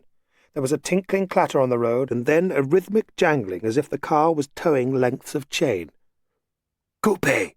The man depressed the lever, and the jangling stopped with a final clatter. Le Chiffre glanced again in the mirror. Bond's car was just entering the bend. Le Chiffre made a racing change and threw the Citroën left-handed down the side road, at the same time dousing his lights.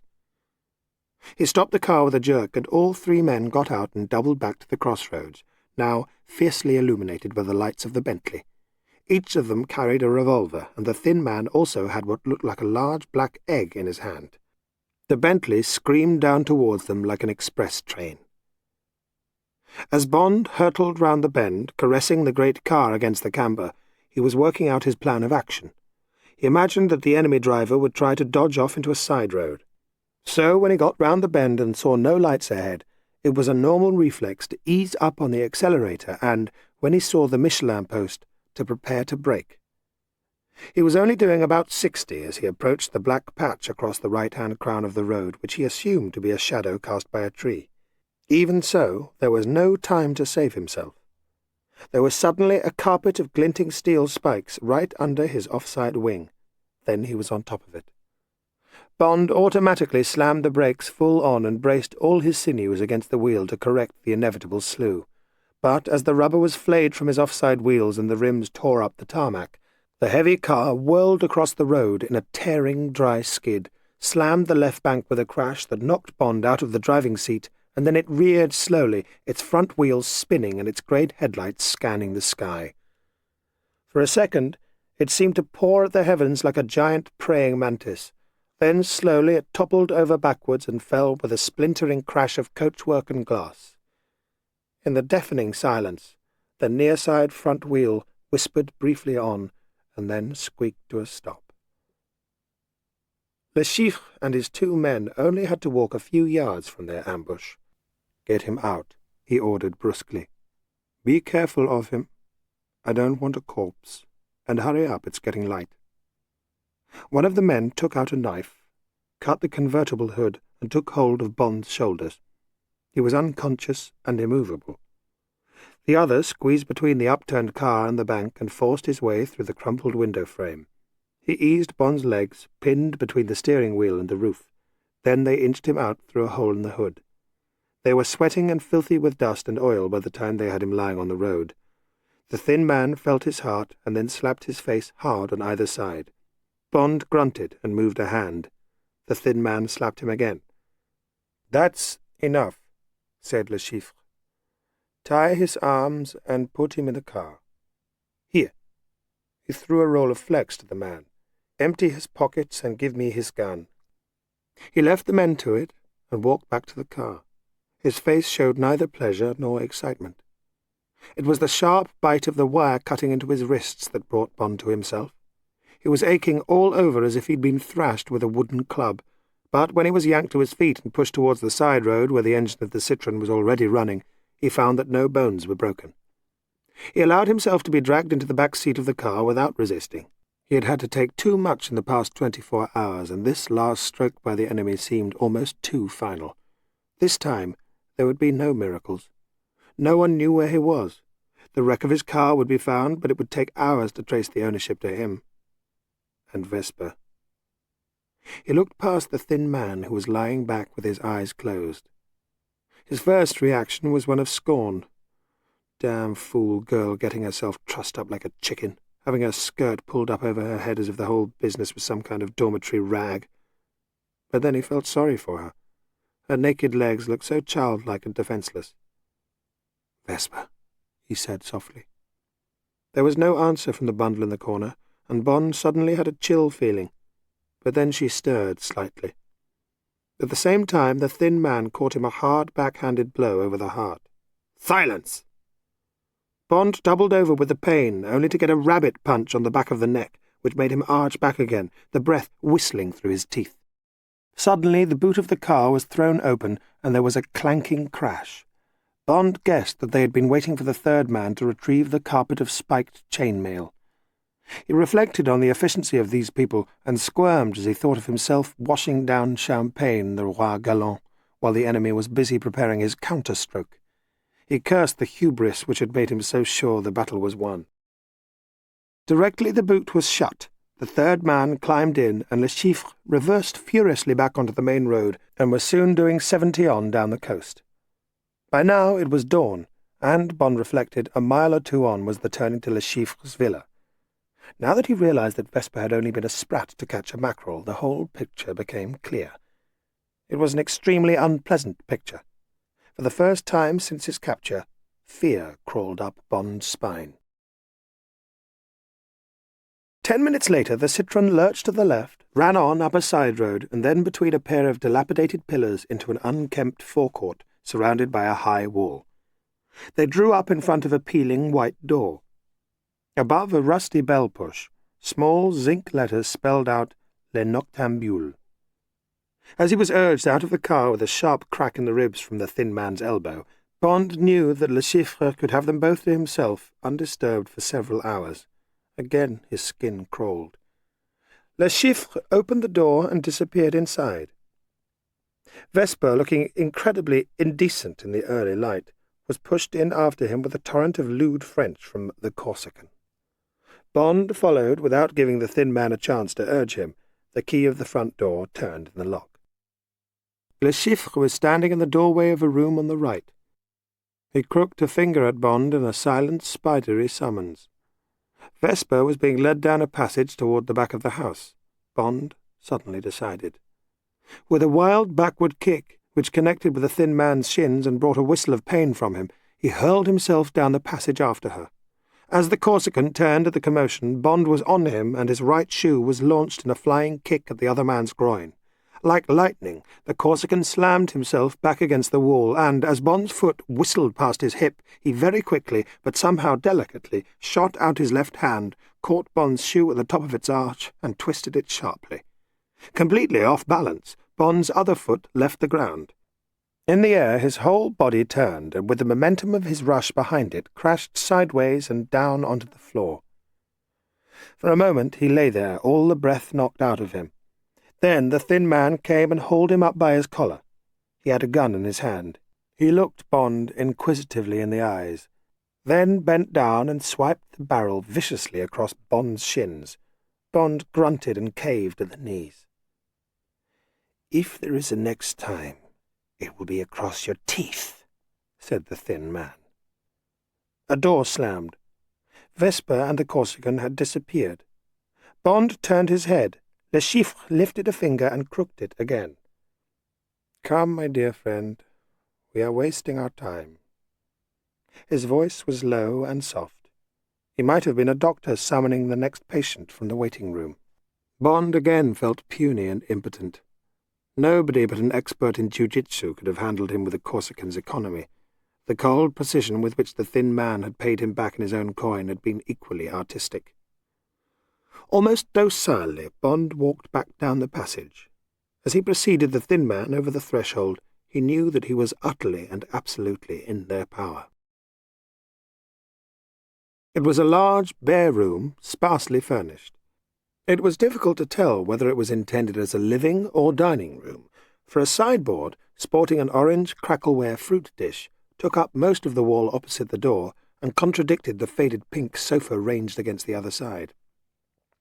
Over by the window was a throne-like chair in carved oak, a low table on which stood an empty water carafe and 2 glasses, and a light armchair with a round cane seat. Half-closed Venetian blinds cast bars of early sunlight over the brightly papered wall and stained floorboards. Le Chiffre pointed at the cane chair. "That will do excellently," he said to the thin man. "Prepare him quickly." He turned to Bond. "Take off your clothes. For every effort to resist, Basil will break one of your fingers. Whether you live or die depends on the outcome of the talk we are about to have." He made a gesture towards the thin man and left the room. The thin man's first action was a curious one. He opened the clasp knife he had used on the hood of Bond's car, took the small armchair, and with a swift motion cut out its cane seat. Then he unwound the flex from Bond's wrists and stood quickly aside, the knife in his hand. "Vite!" Bond stood chafing his swollen wrists and debating with himself how much time he could waste. He only delayed an instant. With a downward sweep of his free hand, the thin man seized the collar of his dinner jacket and dragged it down, pinning Bond's arms back. Bond made the traditional counter to this old policeman's hold by dropping down on one knee. But as he dropped, the thin man dropped with him, and at the same time brought his knife round and down behind Bond's back. Bond felt the back of the blade pass down his spine. There was the hiss of a sharp knife through cloth, and his arms were suddenly free as the 2 halves of his coat fell forward. He cursed and stood up.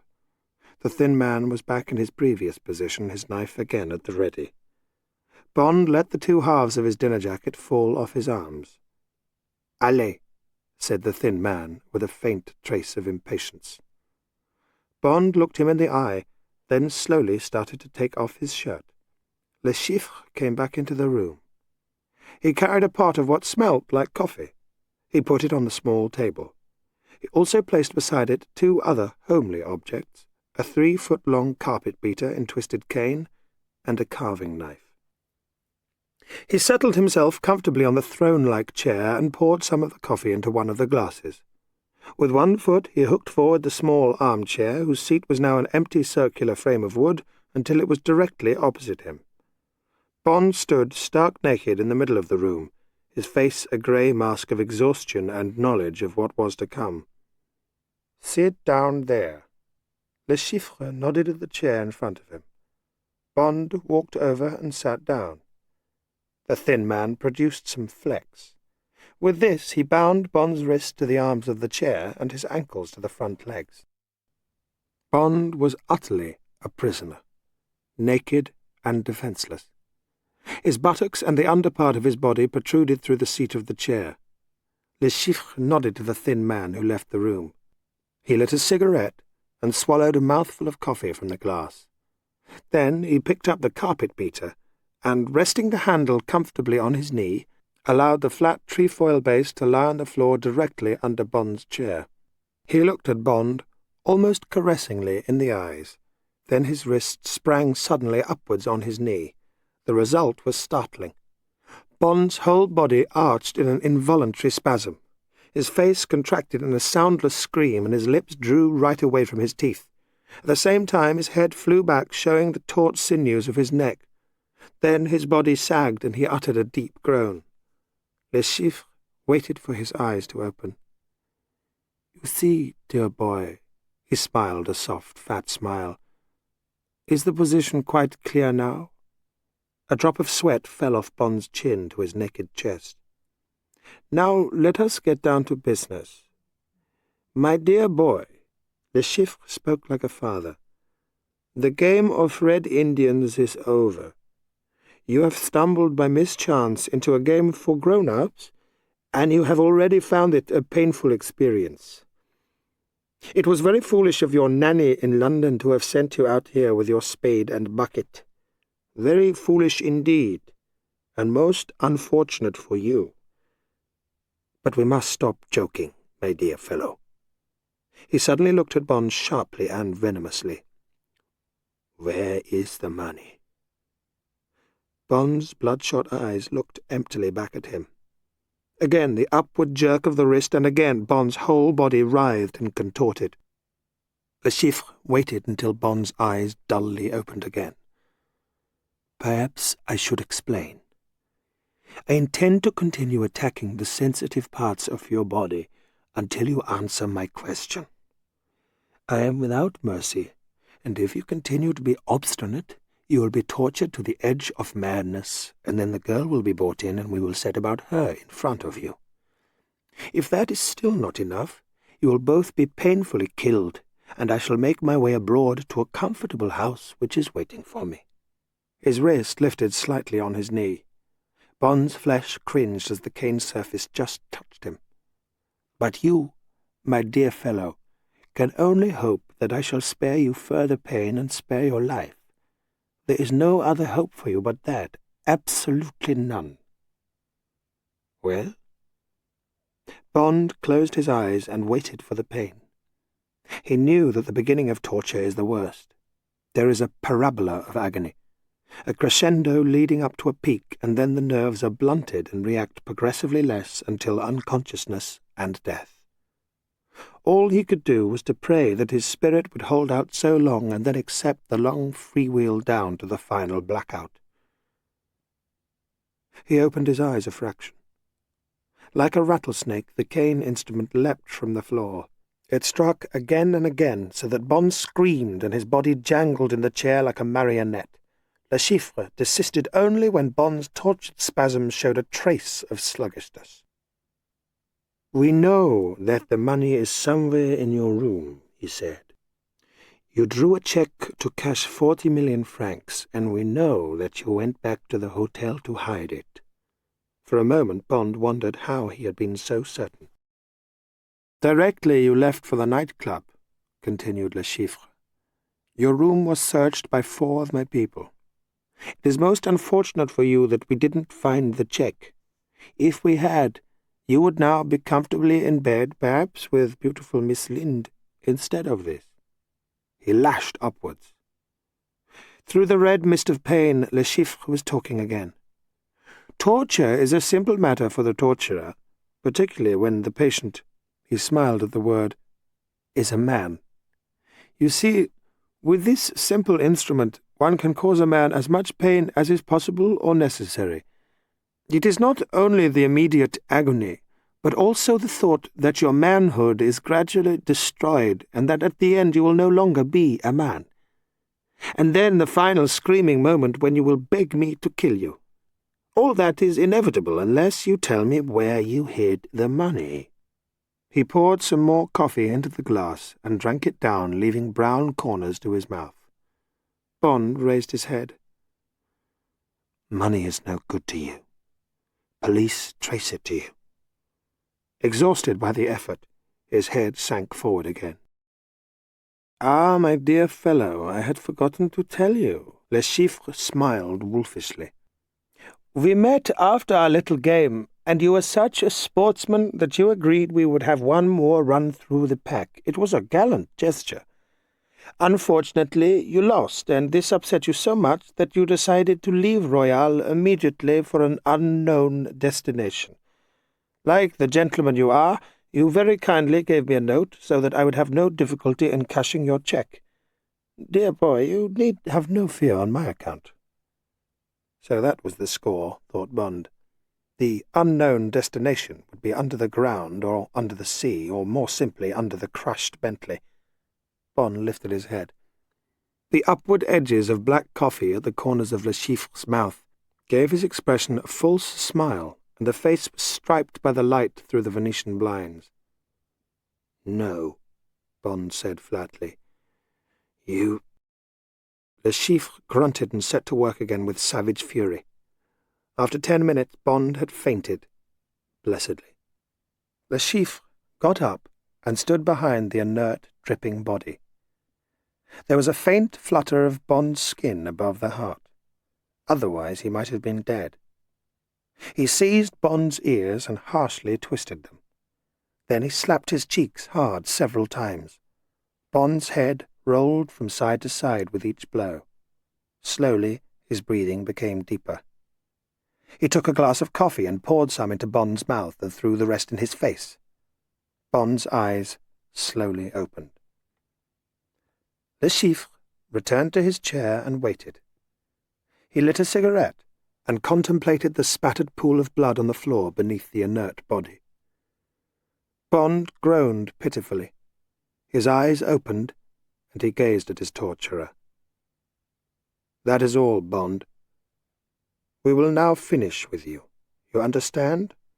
Not kill you, but finish with you. And then we will have in the girl and see if something can be got out of the remains of the two of you." He reached towards the table. "Say good-bye to it, Bond." It was extraordinary to hear the third voice. The hour's ritual had only demanded a duologue. Bond's dimmed senses hardly took it in. Then suddenly he could see and hear again. He could hear the dead silence after the one quiet word from the doorway. He could see Le Chiffre's head slowly come up and the expression of blank astonishment give way to fear. "Stop," said the voice quietly. Bond heard slow steps approaching behind his chair. "Drop it," said the voice. Bond saw Le Chiffre's hand open obediently and the knife fall to the floor. He tried desperately to read into Le Chiffre's face what was happening behind him, but all he saw was blind incomprehension and terror. Le Chiffre's heavy cheeks trembled. His hands fluttered in his lap. One of them made a slight movement towards his pocket, but instantly fell back. His round, staring eyes had lowered for a second, and Bond guessed there was a gun trained on him. There was a moment's silence. "Smersh." The word came almost with a sigh. It came with a downward cadence as if nothing else had to be said. It was the final explanation, the last word of all. "No," said Le Chiffre. "No, His voice trailed off.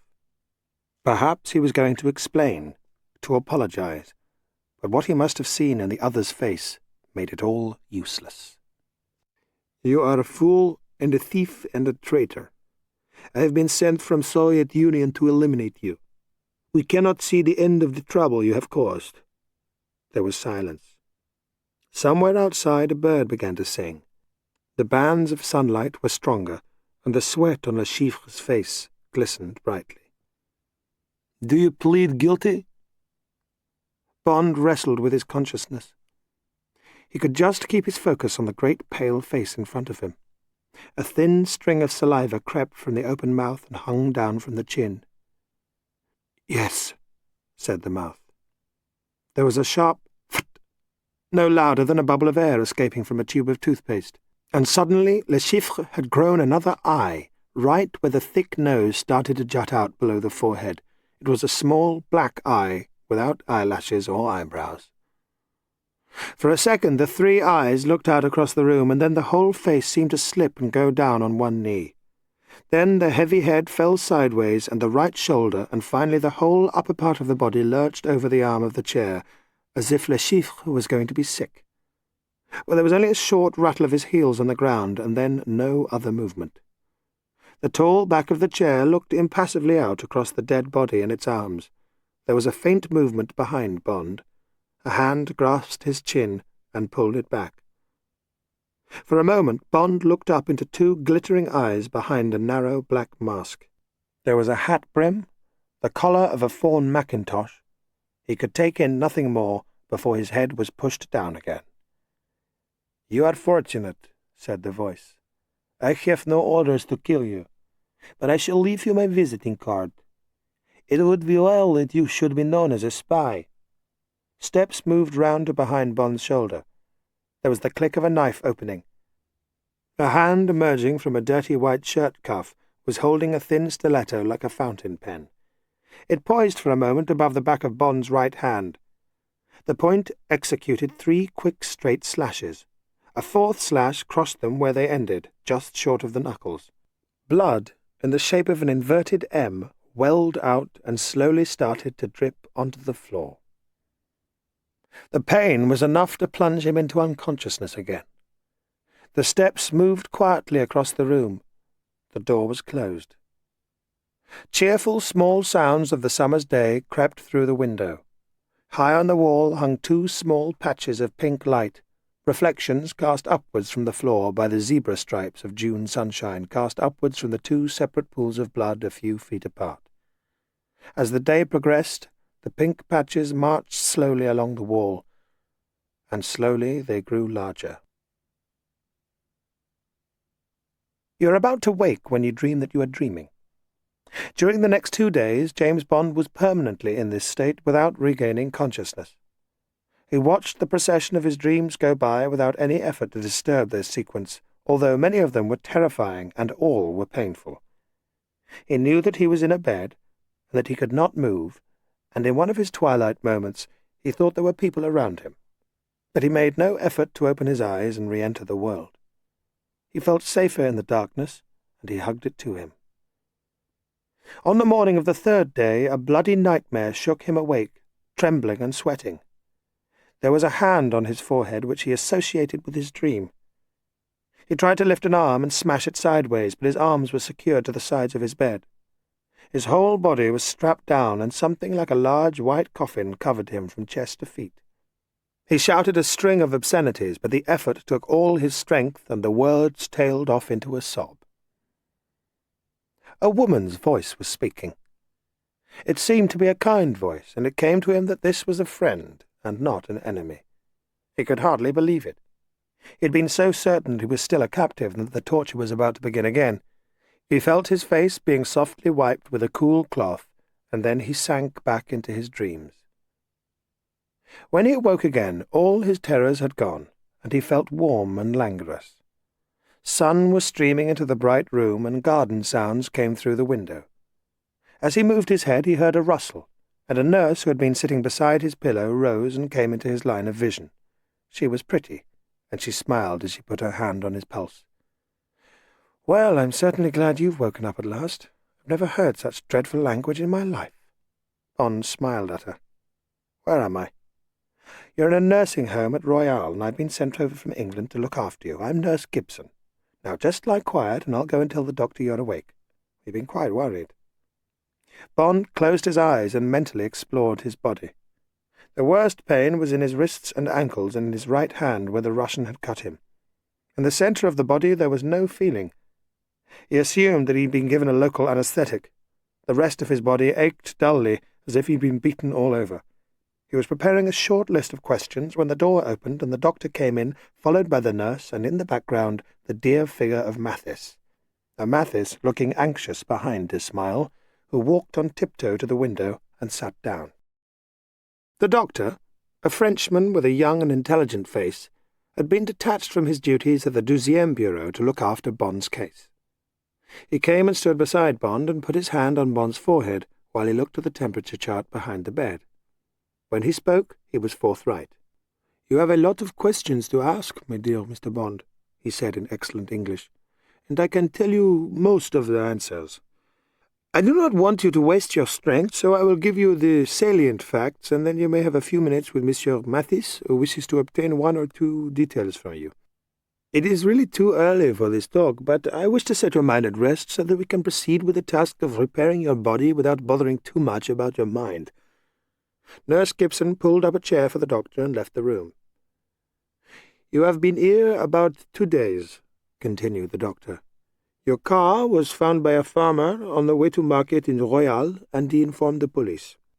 After some delay, Monsieur Mathis heard that it was your car, and he immediately went to Le Noctambule with his men.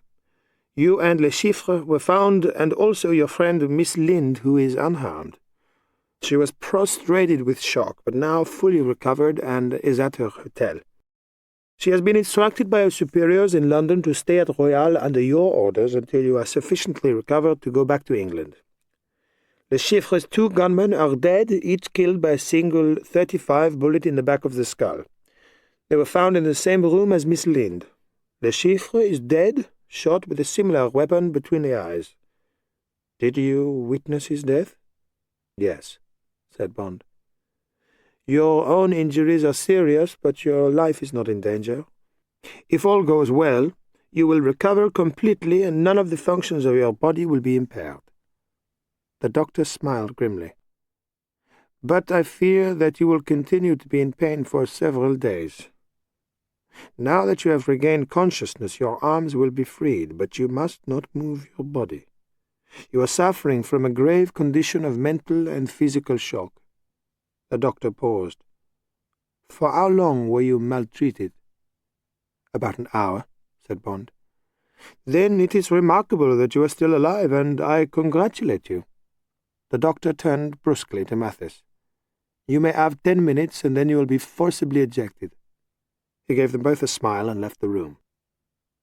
Mathis came over and took the doctor's chair. "I have a personal message from M. He spoke to me himself on the telephone. He simply said to tell you that he is much impressed. I asked if that was all, and he said, 'Well, tell him that the Treasury is greatly relieved.' Then he rang off." Bond grinned. What most warmed him was that M himself should have rung up Mathis. This was quite unheard of. "A tall, thin man came over from London the same day we found you," continued Mathis, "and he fixed up the nurses and looked after everything. Even your car is being repaired for you. He seemed to be Vesper's boss. He gave her strict instructions to look after you." "Head of S," thought Bond. "They're certainly giving me the red carpet treatment." "Now," said Mathis, "to business. Who killed Le Chiffre?" "Smersh," said Bond. Mathis gave a low whistle. My God, so they were onto him. What did he look like? Bond explained briefly what had happened up to the moment of Le Chiffre's death. It cost him an effort, and he was glad when it was done. Casting his mind back to the scene, awoke the whole nightmare, and the sweat began to pour off his forehead, and a deep throb of pain started up in his body. Mathis realized that he was going too far. He snapped shut his shorthand book and laid a hand on Bond's shoulder. "Forgive me, my friend. It is all over now, and you're in safe hands. The whole plan has gone splendidly. We have announced that Le Chiffre shot his 2 accomplices and then committed suicide because he could not face an inquiry into the Union funds. Strasbourg and the North are in an uproar. He was considered a great hero there and a pillar of the Communist Party in France. The story of brothels and casinos has absolutely knocked the bottom out of his organization. God knows how they're going to unscramble the whole business." Mathis saw that his enthusiasm had had the desired effect. Bond's eyes were brighter. "One last mystery," Mathis said, "and then I promise I will go. The money? Where is it? Where did you hide it? We too have been over your room with a tooth-comb. It isn't there." Bond grinned. "It is," he said. "More or less. On the door of the room there is a square of black plastic. On the corridor side, of course. When Leiter left me that night, I simply unscrewed my number plate and put the folded check underneath it and screwed the plate back.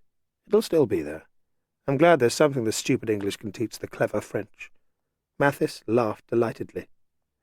"I suppose you think that pays me back for knowing what the Muntses were up to. Incidentally, we've got them in the bag. They were just some minor fry hired for the occasion. We'll see they get a few years." He rose hastily as the doctor stormed into the room. He just had enough time to call some hasty words of farewell before he was hustled through the door. Bond lay back exhausted, but heartened by all he had heard. He found himself thinking of Vesper as he drifted off into a troubled sleep. There were still questions to be answered, but they could wait. Bond made good progress. When Mathis came to see him 3 days later, he was propped up in bed. Mathis looked crestfallen. "Here's your cheque. I've rather enjoyed walking around with 40 million francs in my pocket, but I suppose you'd better sign it and I'll put it to your account with the Credit Lyonnais. There's no sign of our friend from Smersh. It's pretty exasperating." "He's back home by now, being told off for not shooting me too," said Bond. "He obviously thought he was being smart enough, cutting his initial into my hand." "What's that?" asked Mathis. "The doctor said the cuts looked like a square M with a tail to the top. He said they didn't mean anything." "Well, I've seen the cuts several times while they were being dressed, and I'm pretty certain they are the Russian letter for SH. That would make sense. Smersh is short for Smiert Spionem, death to spies. He thinks he's labelled me as a spion. It's a nuisance because M will probably say I've got to go to hospital again when I get back to London and have a new skin graft. It doesn't matter. I've decided to resign." "Resign?" Mathis asked incredulously. "What the hell for?" Bond studied his bandaged hands. "When I was being beaten up, I suddenly liked the idea of being alive. Before Le Chiffre began, he used a phrase which stuck in my mind, playing Red Indians. He said that's what I'd been doing. Well, I suddenly thought he might be right. You see," he said, looking down at his bandages, "when one's young, it seems very easy to distinguish between right and wrong. But as one gets older, it becomes more difficult. At school, it's easy to pick out one's villains and heroes, and one grows up wanting to be a hero and kill the villains." He looked obstinately at Mathis. "Well, I've killed 2 villains. The first was in New York, a Japanese cipher expert cracking our codes on the 36th floor of the Rockefeller Center where the Japs had their consulate. I took a room on the 40th floor of the next-door skyscraper, then I got a colleague to blast a hole through the window so that I could shoot the Jap through it. It worked very well. I got the Jap in the mouth as he turned to gape at the broken window." Bond smoked for a minute. It was nice and clean. No personal contact. The next time in Stockholm wasn't so pretty. I had to kill a Norwegian who was doubling against us for the Germans. For various reasons, it had to be a silent job. I chose the bedroom of his flat and a knife. And, well, he just didn't die very quickly. For those 2 jobs I was awarded a 00 number, got a reputation for being good and tough. He looked up again at Mathis. "Now, that's all very fine. The hero kills 2 villains. But when the hero Le Chiffre starts to kill the villain Bond, and the villain Bond knows he isn't a villain at all, you see the other side of the medal. Of course," he added, as Mathis started to expostulate, "patriotism comes along and makes it seem fairly all right, but today we are fighting communism. Okay, if I'd been alive 50 years ago, the brand of conservatism we have today would have been damn near called communism. History is moving pretty quickly, and the heroes and villains keep on changing parts." Mathis put a calming hand on Bond's arm. "You mean to say that this precious Le Chiffre, who did his best to turn you into eunuch, doesn't qualify as a villain? And what about Smersh? I can tell you I don't like the idea of these chaps running around France killing anyone they feel has been a traitor to their precious political system. You're a bloody anarchist." He threw his arms in the air and let them fall helplessly to his sides. "All right," Bond said. "If Le Chiffre was here now, I wouldn't hesitate to kill him, but out of personal revenge, and not for some high moral reason." "Bravo," said Mathis. "I'm proud of you. As for me," he looked at his watch, "I'm half an hour late for a meeting with the Chief of Police." He rose to his feet. "About not knowing villains from heroes. It is a difficult problem in the abstract. The secret lies in personal experience, whether you're a Chinaman or an Englishman. He paused at the door. "You admit that Le Chiffre did you personal evil and that you would kill him if he appeared in front of you now. Well, when you get back to London, you will find there are other Le Chiffres seeking to destroy you and your friends and your country. There's still plenty for you to do. And you'll do it." Mathis opened the door. "Surround yourself with human beings, my dear James. They are easier to fight for than principles." He laughed. "But don't let me down and become a human yourself. We would lose such a wonderful machine." "Hey!" shouted Bond. But the footsteps went quickly off down the passage. It was on the next day that Bond asked to see Vesper. He had not wanted to see her before. Flowers had arrived from her. Bond didn't like flowers, and he told the nurse to give them to another patient. Flowers seemed to ask for recognition of the person who had sent them, and Bond was embarrassed at having to ask questions about Vesper's behaviour. The answers would almost certainly make her out to be a fool, but he admitted to himself he shirked the answer to a more painful question. The doctor had always told Bond that his full health would return and that none of his powers had been taken from him. But he was still painfully swollen and bruised, and whenever the injections wore off he was in agony. Above all, his imagination had suffered. For an hour in that room with Le Chiffre, the certainty of impotence had been beaten into him and a scar had been left on his mind. From that day when Bond first met Vesper in the Hermitage bar, he had found her desirable, and now he was afraid. Afraid that his body would not respond to her beauty. That was the real reason he had put off their first meeting for over a week. He would like to have put off the meeting still further, but his report must be written, and anyway, he might as well know the worst. So, on the 8th day, he asked for her. For no reason at all, he had expected that she would show some sign of her experiences. He was not prepared for the tall, bronzed girl who came through the door and stood smiling at him. "Good heavens, Vesper," he said with a wry gesture of welcome. "He must thrive on disaster." "I feel very guilty," she said, sitting down beside him. "But I've been bathing every day while you've been lying here. The doctor said I was too, so, well, I found a wonderful stretch of sand, and I take my lunch and go there with a book. I've managed to get over the fact that it's on the way down that road to the villa." The mention of the villa had made Bond's eyes flicker.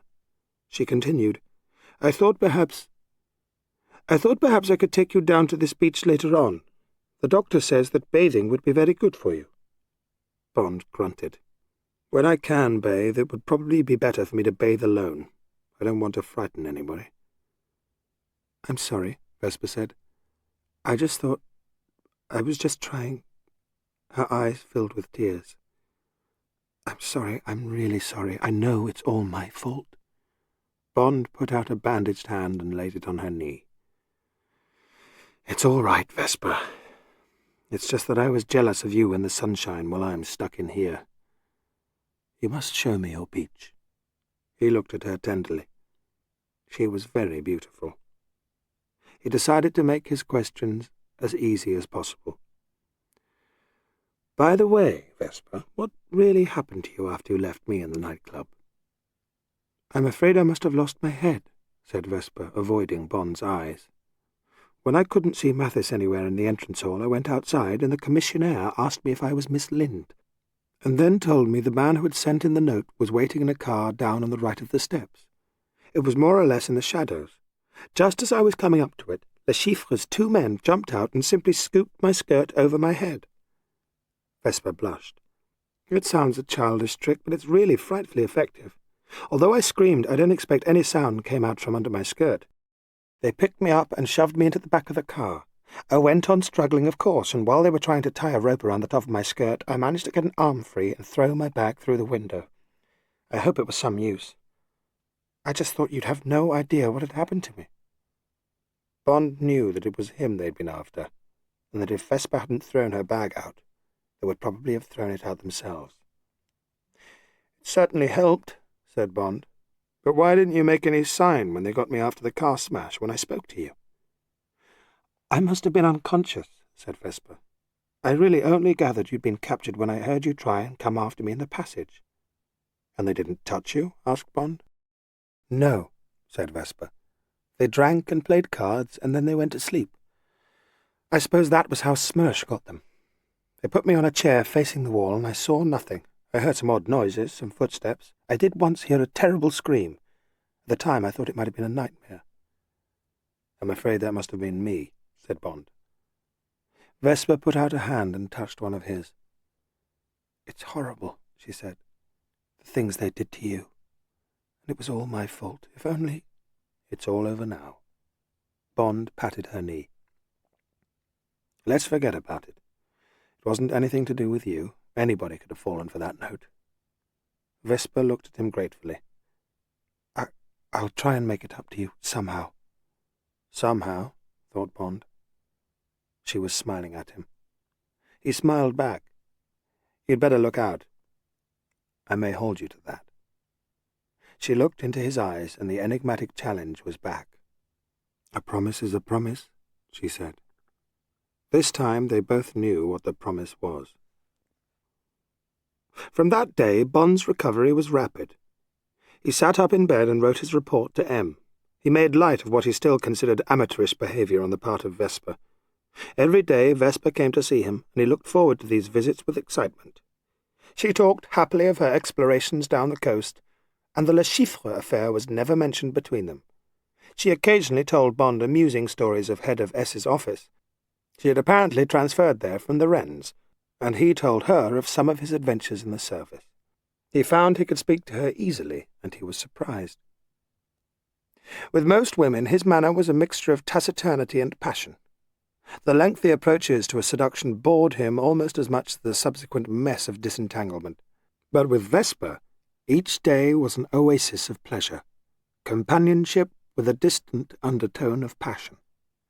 In the background there was the unspoken zest of the promise which, in due course, in their own time, would be met. Then the afternoon came when the doctor pronounced Bond well again. His clothes were brought round by Vesper, farewells exchanged with the nurses, and a hired car drove them away. It was 3 weeks from the day when he'd been on the edge of death. The hot summer shimmered down the coast, and Bond clasped the moment to him. Their destination was to be a surprise. Vesper said she would find somewhere away from the town, but she insisted on being mysterious about it, and only said that she had found a place he would like. Their drive was spoiled by a curious incident. While they followed the coast road in the direction of Les Noctambules, Bond described to her his wild chase in the Bentley, finally pointing out the deep cuts in the tarmac made by the rims of the wheels. But all the time she was fidgety, and commented only in monosyllables. Once or twice he caught her glancing in the driving mirror. He took her hand. "Something's on your mind, Vesper." She gave him a taut, bright smile. "I had a silly idea we were being followed. This road is full of ghosts." She looked back again. "Look." Obediently Bond turned his head. Sure enough, a quarter of a mile away, a black saloon was coming after them. Bond laughed. "We can't be the only people using this road. It's a middle-aged commercial traveller in car polish on his way to Le Havre. Really, Vesper, you mustn't think evil of the innocent." "I expect you're right," she said nervously. "Anyway, we're nearly there." She relapsed into silence. Bond smiled to himself, but decided to humour her. When they came to a small lane leading towards the sea and slowed to turn down it, he told the driver to stop directly they were off the main road. Hidden by the tall hedge, they watched together through the rear window. Through the quiet hum of summer noises, they could hear the car approaching. Vesper dug her fingers into his arm. They had a brief glimpse of a man's profile as a black saloon tore by. It was true that he seemed to glance toward them, but above them there was a sign announcing l'auberge de fruits défendus. Vesper sank back into her corner. He looked at us. "I knew we were being followed. Now they know where we are." Bond could not contain his impatience. He was looking at that sign. He pointed it out to Vesper. She looked slightly relieved. "Do you really think so?" She leant forward and talked to the driver, and the car moved on. She turned a bright face towards Bond. It's that I can't believe there's no one to be frightened of any more. The whole job's finished. wiped up. "This is our holiday, and there's not a cloud in the sky, is there?" Bond persisted. "No, of course not." She shook herself slightly. "I'm mad. Now we'll be there in a second. I do hope you're going to like it." Animation was back in her face, and the incident left only the smallest question mark hanging in the air. Even that faded as they came through the dunes and saw the sea and the little modest inn amongst the pines. "It's not very grand, I'm afraid," said Vesper, "but it's very clean and the food's wonderful." She need not have worried. Bond loved the place. The terrace leading almost to the high tide mark, the house with the gay brick-red awnings and the crescent-shaped bay of blue water, and he was to have a whole week of this, and of Vesper. In his mind he fingered the necklace of the days to come. They drew up in the courtyard, and the proprietor and his wife came out to greet them. Monsieur Voissoir was a middle-aged man with one arm. The other he had lost fighting with the Free French in Madagascar. It was a friend of the chief of police of Royale who had suggested the place to Vesper. Madame Voissoir wore an apron and held a wooden spoon in one hand. She was chubby and warm-eyed. The proprietor showed them to their rooms. Vesper's was a double room, and Bond was next door. There was a bathroom between them. The proprietor said that dinner would be at 7:30, and that Madame la Patronne was preparing broiled lobsters with melted butter. They were talking on the threshold of Vesper's room. When the proprietor left them, Bond pushed her inside and closed the door. Then he put his hands on her shoulders and kissed her on both cheeks. "This is heaven," he said. Her hands came up and rested on his forearms. He stepped right up against her, and his arms dropped round her waist. He plunged his mouth down onto hers, forcing her teeth apart with his tongue and feeling her own tongue, working at first shyly, then more passionately. He slipped his hands down to her buttocks and gripped them fiercely, pressing the centres of their bodies together. Panting, she slipped her mouth away from his and sank back onto the bed. For a moment they looked at each other hungrily. "I'm sorry, Vesper. I didn't mean to then." He came and sat beside her. She leant over and kissed him on the corner of the mouth. Then she brushed the black comber of hair back from his damp forehead. "My darling," she said, "give me a cigarette." Bond lit one for her and put it between her lips.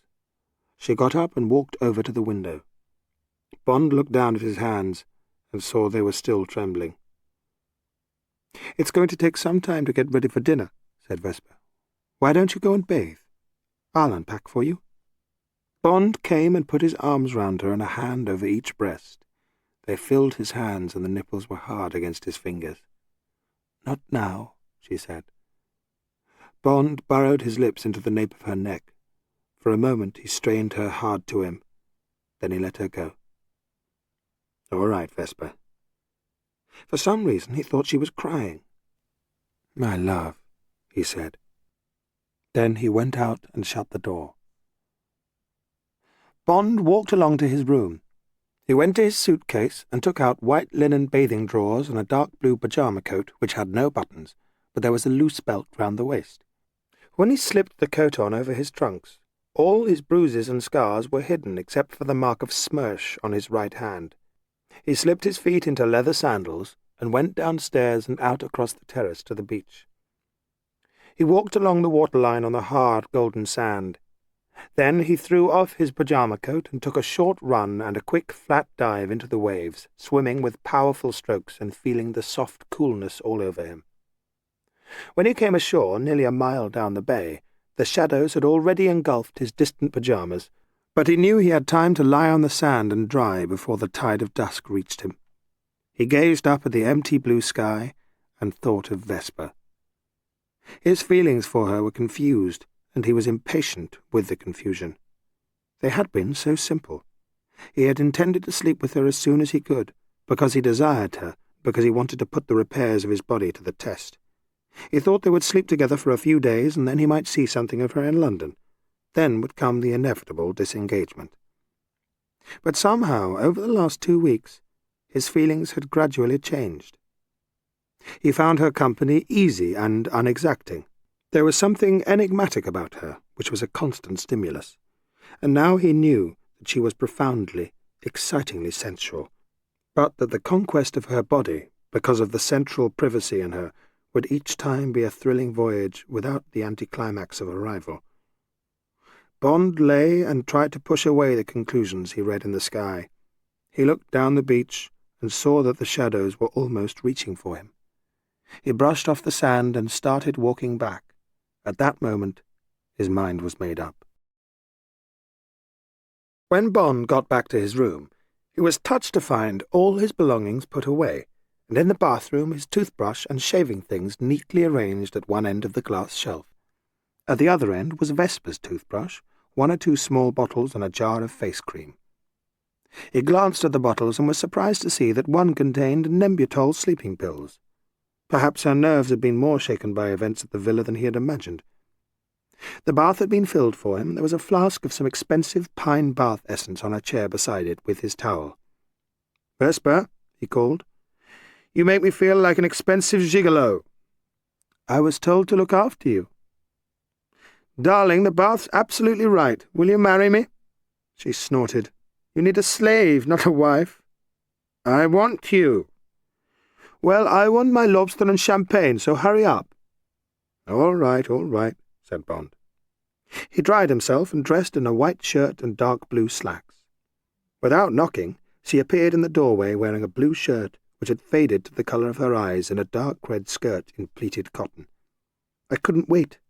My room's over the kitchen. I've been tortured by the wonderful smells." She took his hand, and together they went downstairs onto the terrace where their table had been laid in the light cast by the empty dining room. The champagne stood on a plated wine cooler, and Bond poured out 2 glasses. Vesper busied herself with the delicious liver pâté and helped them both to the crisp French bread. While they ate, they talked of what they would do in the morning, but in Vesper's eyes, as much as in Bond's, there was an excited anticipation of the night. When the lobster had come and gone, and the second bottle of champagne was half empty, when they had just ladled thick cream over their fraise de bois, Vesper gave a deep sigh of contentment. "I'm behaving like a pig," she said happily. "I've never been so spoiled before." She gazed across the terrace at the moonlit bay. "I wish I deserved it." "What do you mean?" asked Bond. "Oh, I don't know. I suppose people get what they deserve, so perhaps I do deserve it." Her eyes narrowed. "You really don't know much about me." Bond was surprised by the undertone of seriousness in her voice. "Quite enough," he said, laughing. "All I need until tomorrow and the next day and the next. You don't know much about me." Vesper looked at him thoughtfully. "People are islands. They don't really touch, however close they are." Suddenly she put a hand over his. "Don't look so worried. My island feels very close to your island tonight." Bond laughed, relieved. "Let's join up and make a peninsula. Now, directly we finish the strawberries." "No," she said, flirting. "I must have coffee." "And brandy?" countered Bond. A small shadow had passed. A second small shadow. When Bond was sipping his brandy, Vesper picked up her bag and came and stood behind him. "I'm tired," she said, resting a hand on his shoulder. He reached up and held it there, and they stayed motionless for a moment. She bent down and lightly brushed his hair with her lips. Then she was gone, and a few seconds later the light came on in her room. Bond smoked and waited until it had gone out. Then he followed her. It was only 9:30 when he stepped into her room from the bathroom and closed the door behind him. The moonlight shone through the half-closed shutters and lapped at the secret shadows in the snow of her body and the broad bed. Bond awoke in his own room at dawn, and for a time he lay and stroked his memories. Then he got out of bed, and in his pyjama coat crept out of the house to the beach. The sea was smooth and quiet in the sunrise. It was cold, but he took off his jacket and walked deliberately into the water. For a time he swam and drifted, and then, when the sun seemed hot enough, he came into the beach and lay on his back and revelled in the body which the night had given back to him. As on the evening before, he stared up into the empty sky and saw the same answer there. After a while, he walked back along the beach to his pyjama coat. That day, he would ask Vesper to marry him. It was only a question of choosing the right moment. As he walked quietly from the terrace into the half-darkness of the still-shuttered dining room, Bond was surprised to see Vesper emerge from the telephone booth near the front door and turn up the stairs towards their rooms. "Vesper?" he called, thinking she must have had some urgent message which might concern them both. She turned quickly, a hand up to her mouth. For a moment longer than necessary, she stared at him. "What is it, darling?" he asked, vaguely troubled. "Oh," she said, "you made me jump. It was only... I was just telephoning to Mathis. To Mathis," she repeated.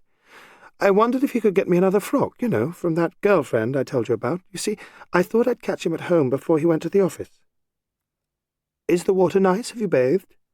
"You ought to have waited for me." "It's wonderful," said Bond, deciding to relieve her mind, though irritated with her obvious guilt over this childish mystery. "I'm sorry I made you jump." He put his arm around her, but she disengaged herself and moved quickly on up the stairs. "It was such a surprise to see you. You looked like a ghost, a drowned man with the hair down over your eyes like that." She laughed harshly. Hearing the harshness, she turned the laugh into a cough. "Oh, I hope I haven't caught cold." She kept on patching up the edifice of her deceit until Bond wanted to tell her to relax and tell the truth. Instead, he just told her to hurry up and have her bathe. Then he went on to his room. That was the end of the integrity of their love. The succeeding days were a shambles of falseness mingled with her tears and moments of animal passion made indecent by the hollowness of their days. Again and again, Bond brought up the subject of the telephone call, but she obstinately bolstered up her story with embellishments which Bond knew she had thought out afterwards. Each day the atmosphere became more hateful. Bond felt that, if anything, Vesper's misery seemed greater than his. But the mystery of the telephone conversation was a shadow which grew darker. Already, at luncheon on that day, things had got worse. After a breakfast, which was an effort for both of them, Vesper said she had a headache and would stay in her room. Bond took a book and walked for miles down the beach. By the time he returned, he had argued to himself that they would be able to sort out the problem over lunch. Directly they sat down, he apologized gaily for having startled her at the telephone booth, and then he went on to describe what he had seen on his walk. But Vesper toyed with her food and gazed past him with an air of preoccupation. All of a sudden she stiffened. Her fork fell with a clatter off the table onto the terrace. Bond looked up. She was looking over his shoulder with terror in her face. Bond turned his head and saw that a man had just taken his place at a table on the opposite side of the terrace. He seemed ordinary enough, perhaps rather sombrely dressed. Bond put him down as some businessman. "It's the man in the car," she said in a stifled voice. "The man who was following us. I know it is." Bond looked again over his shoulder. The patron was discussing the menu with the newcomer. It was a perfectly normal scene. They exchanged smiles. The patron withdrew. The man seemed to realize that he was being watched. He gazed at them incuriously for a moment. Then he reached for a newspaper and started to read it. When the man had turned his face towards them, Bond noticed that he had a black patch over one eye, screwed in like a monocle. Otherwise he seemed a friendly, middle-aged man with dark brown hair. He turned back to Vesper. "Really, darling, we can't expect to have this place entirely to ourselves." Vesper was clutching the edge of the table. She said that her headache was still bad and that she would spend the afternoon in her room. She walked indoors without a backward glance. Bond was determined to put her mind at rest. He rose and walked swiftly to the courtyard. The black Peugeot which stood there might indeed have been the saloon they had seen, but it might equally have been one of a million others. The interior was empty and the boot locked. He made a note of the Paris number plate, then he went quickly to the lavatory adjoining the dining room, pulled the chain, and walked out onto the terrace. The man was eating and didn't look up. A few minutes later he paid the bill and left. When the patron came back to his table, Bond casually asked about the other customer. "He reminds me of a friend of mine who lost an eye." The patron answered that the man was a stranger. He had been pleased with his lunch, and that he would in a day or two take another meal at the auberge. He was Swiss, a traveller in watches. It was shocking to have only one eye. "It is indeed very sad," said Bond. "You also have been unlucky." He gestured at the proprietor's empty sleeve. For a time they talked about the war. Then Bond rose. "By the way, Madame had an early telephone call which I must remember to pay for. Paris, an Elysee number, I think," he added, remembering that this was Mathis's exchange. "Thank you, monsieur, but I was speaking to Royale this morning, and the exchange mentioned that one of my guests had put through a call to Paris and that there had been no answer. They wanted to know if Madame would like the call kept in. But, let me see, it was an Invalide number the exchange referred to." The next 2 days were much the same. On the 4th day of their stay, Vesper went off early to Royale. A taxi came and fetched her and brought her back. She said she needed some medicine. That night she made a special effort to be gay. She drank a lot, and when they went upstairs, she led him into her bedroom and made passionate love to him. Bond's body responded, but afterwards she cried bitterly into her pillow, and Bond went to his room in grim despair. He could hardly sleep, and in the early hours he heard her door open. Small sounds came from downstairs. He was sure she was in the telephone booth. Very soon he heard her door softly close, and he guessed that again there had been no reply from Paris. This was Saturday. On Sunday the man with the black patch was back again. Bond knew it directly he looked up from his lunch and saw her face. He had telephoned Mathis in Paris and checked on the Peugeot.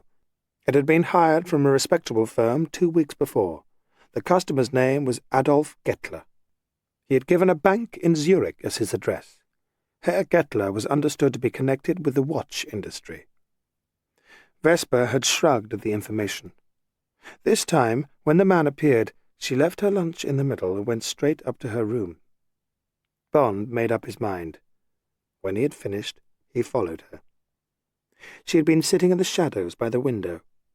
He led her to the bed and drew her down beside him. They sat stiffly like people in a railway carriage. "Vesper," he said, holding her cold hands, "we can't go on like this. Either you must tell me what all this is about, or we must leave, at once." She said nothing, and her hands were lifeless in his. "My darling," he said, "do you know, that first morning I was coming back to ask you to marry me? Can't we go back to the beginning again?" A tear rolled down her cheek. "You mean you would have married me?" Bond nodded. "Oh, my God," she said. "My God." She turned and clutched him, pressing her face against his chest. He held her to him. "Tell me, my love. Tell me what's hurting you." Her sobs became quieter. "Leave me for a little," she said. And a new note had come into her voice, a note of resignation. "Let me think for a little." She kissed his face and held it between her hands. "Darling, I'm in a frightful—" She wept again, clutching him like a child with nightmares. He soothed her, stroking the long black hair.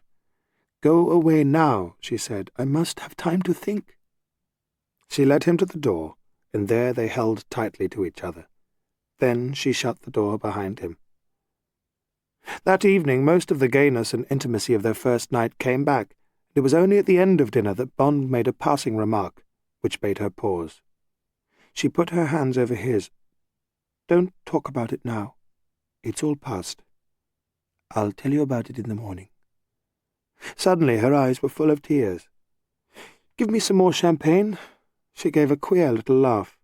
"I want a lot more. You drink much more than me. It's not fair." They sat and drank together until the bottle was finished. Then she got to her feet.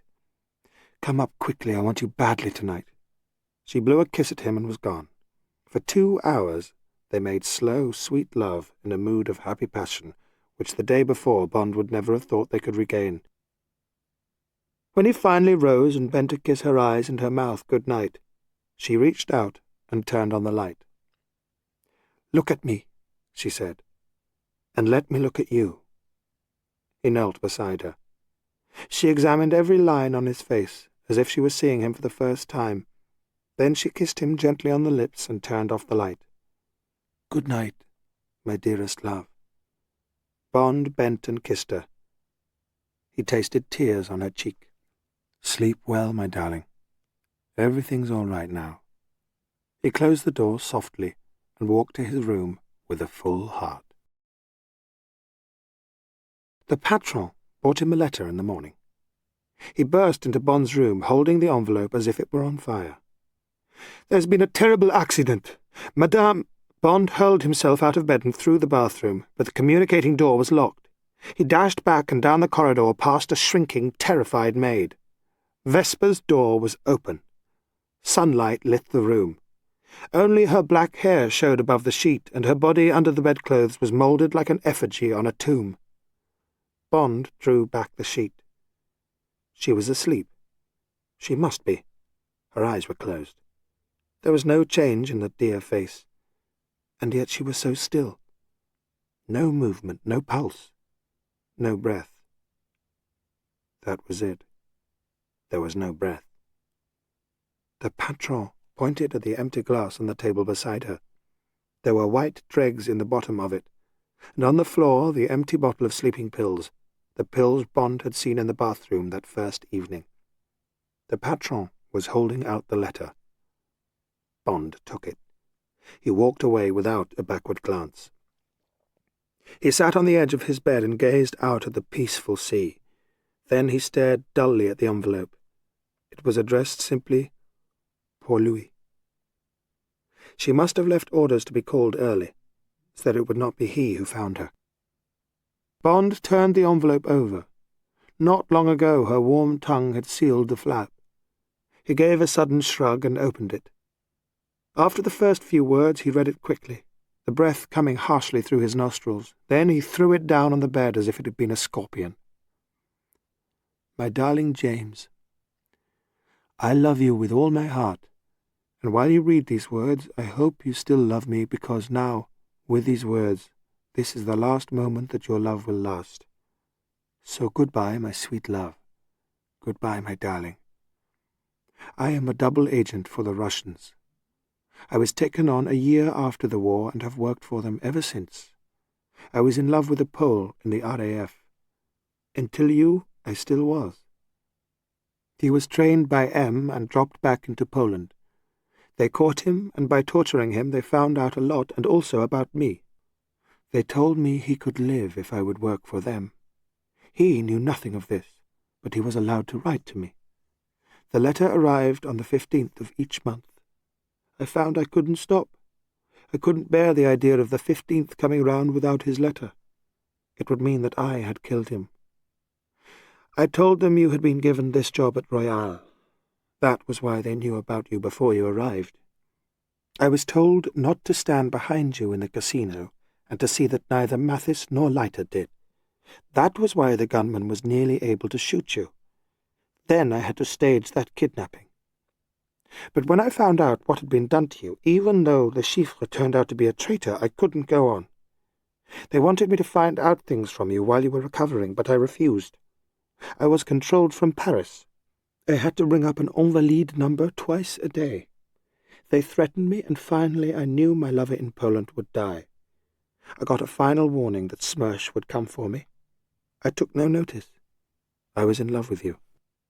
Then I saw the man with the black patch in the Splendide, and found he had been making inquiries about my movements. This was the day before we came down here. I hoped I could shake him off, but you can't get away from them. I realized that I could either wait to be killed by Smersh, or I could kill myself. There it is, my darling love. You can't stop me calling you that or saying that I love you. I am taking that with me, and the memories of you. It's late now, and I'm tired, and you're just through 2 doors. But I've got to be brave. My love. My love. V. Bond threw the letter down. Then he cursed aloud one harsh obscenity. His eyes were wet, and he dried them. He pulled on a shirt and trousers, and with a set, cold face he went down and shut himself in the telephone booth. While he was getting through to London, he calmly reviewed the facts of Vesper's letter. They all fitted. He saw her now only as a spy. Their love and his grief were relegated to the box-room of his mind. Now he could only think of her treachery to the service and to her country, and of the damage it had done. Suddenly Mathis's words came back to him. "What about Smersh? I don't like the idea of these chaps running around France killing anyone they feel has been a traitor to their precious political system." How soon Mathis had been proved right, and how soon his own little sophistries had been exploded in his face. While he, Bond, had been playing Red Indians through the years, the real enemy had been working quietly, coldly, without heroics, right there at his elbow. His body sweated with shame. Well, it was not too late. Here was a target for him. He would take on Smersh and hunt it down. Smersh was the spur. Be faithful, spy well, or you die. Now the business of espionage could be left to the white-collar boys. He would go after the threat behind the spies, the threat that made them spy. The telephone rang, and Bond snatched up the receiver. "This is 007 speaking. This is an open line. It's an emergency. Pass this on at once. 3030 was a double." "Yes, damn it, I said was. The bitch is dead now."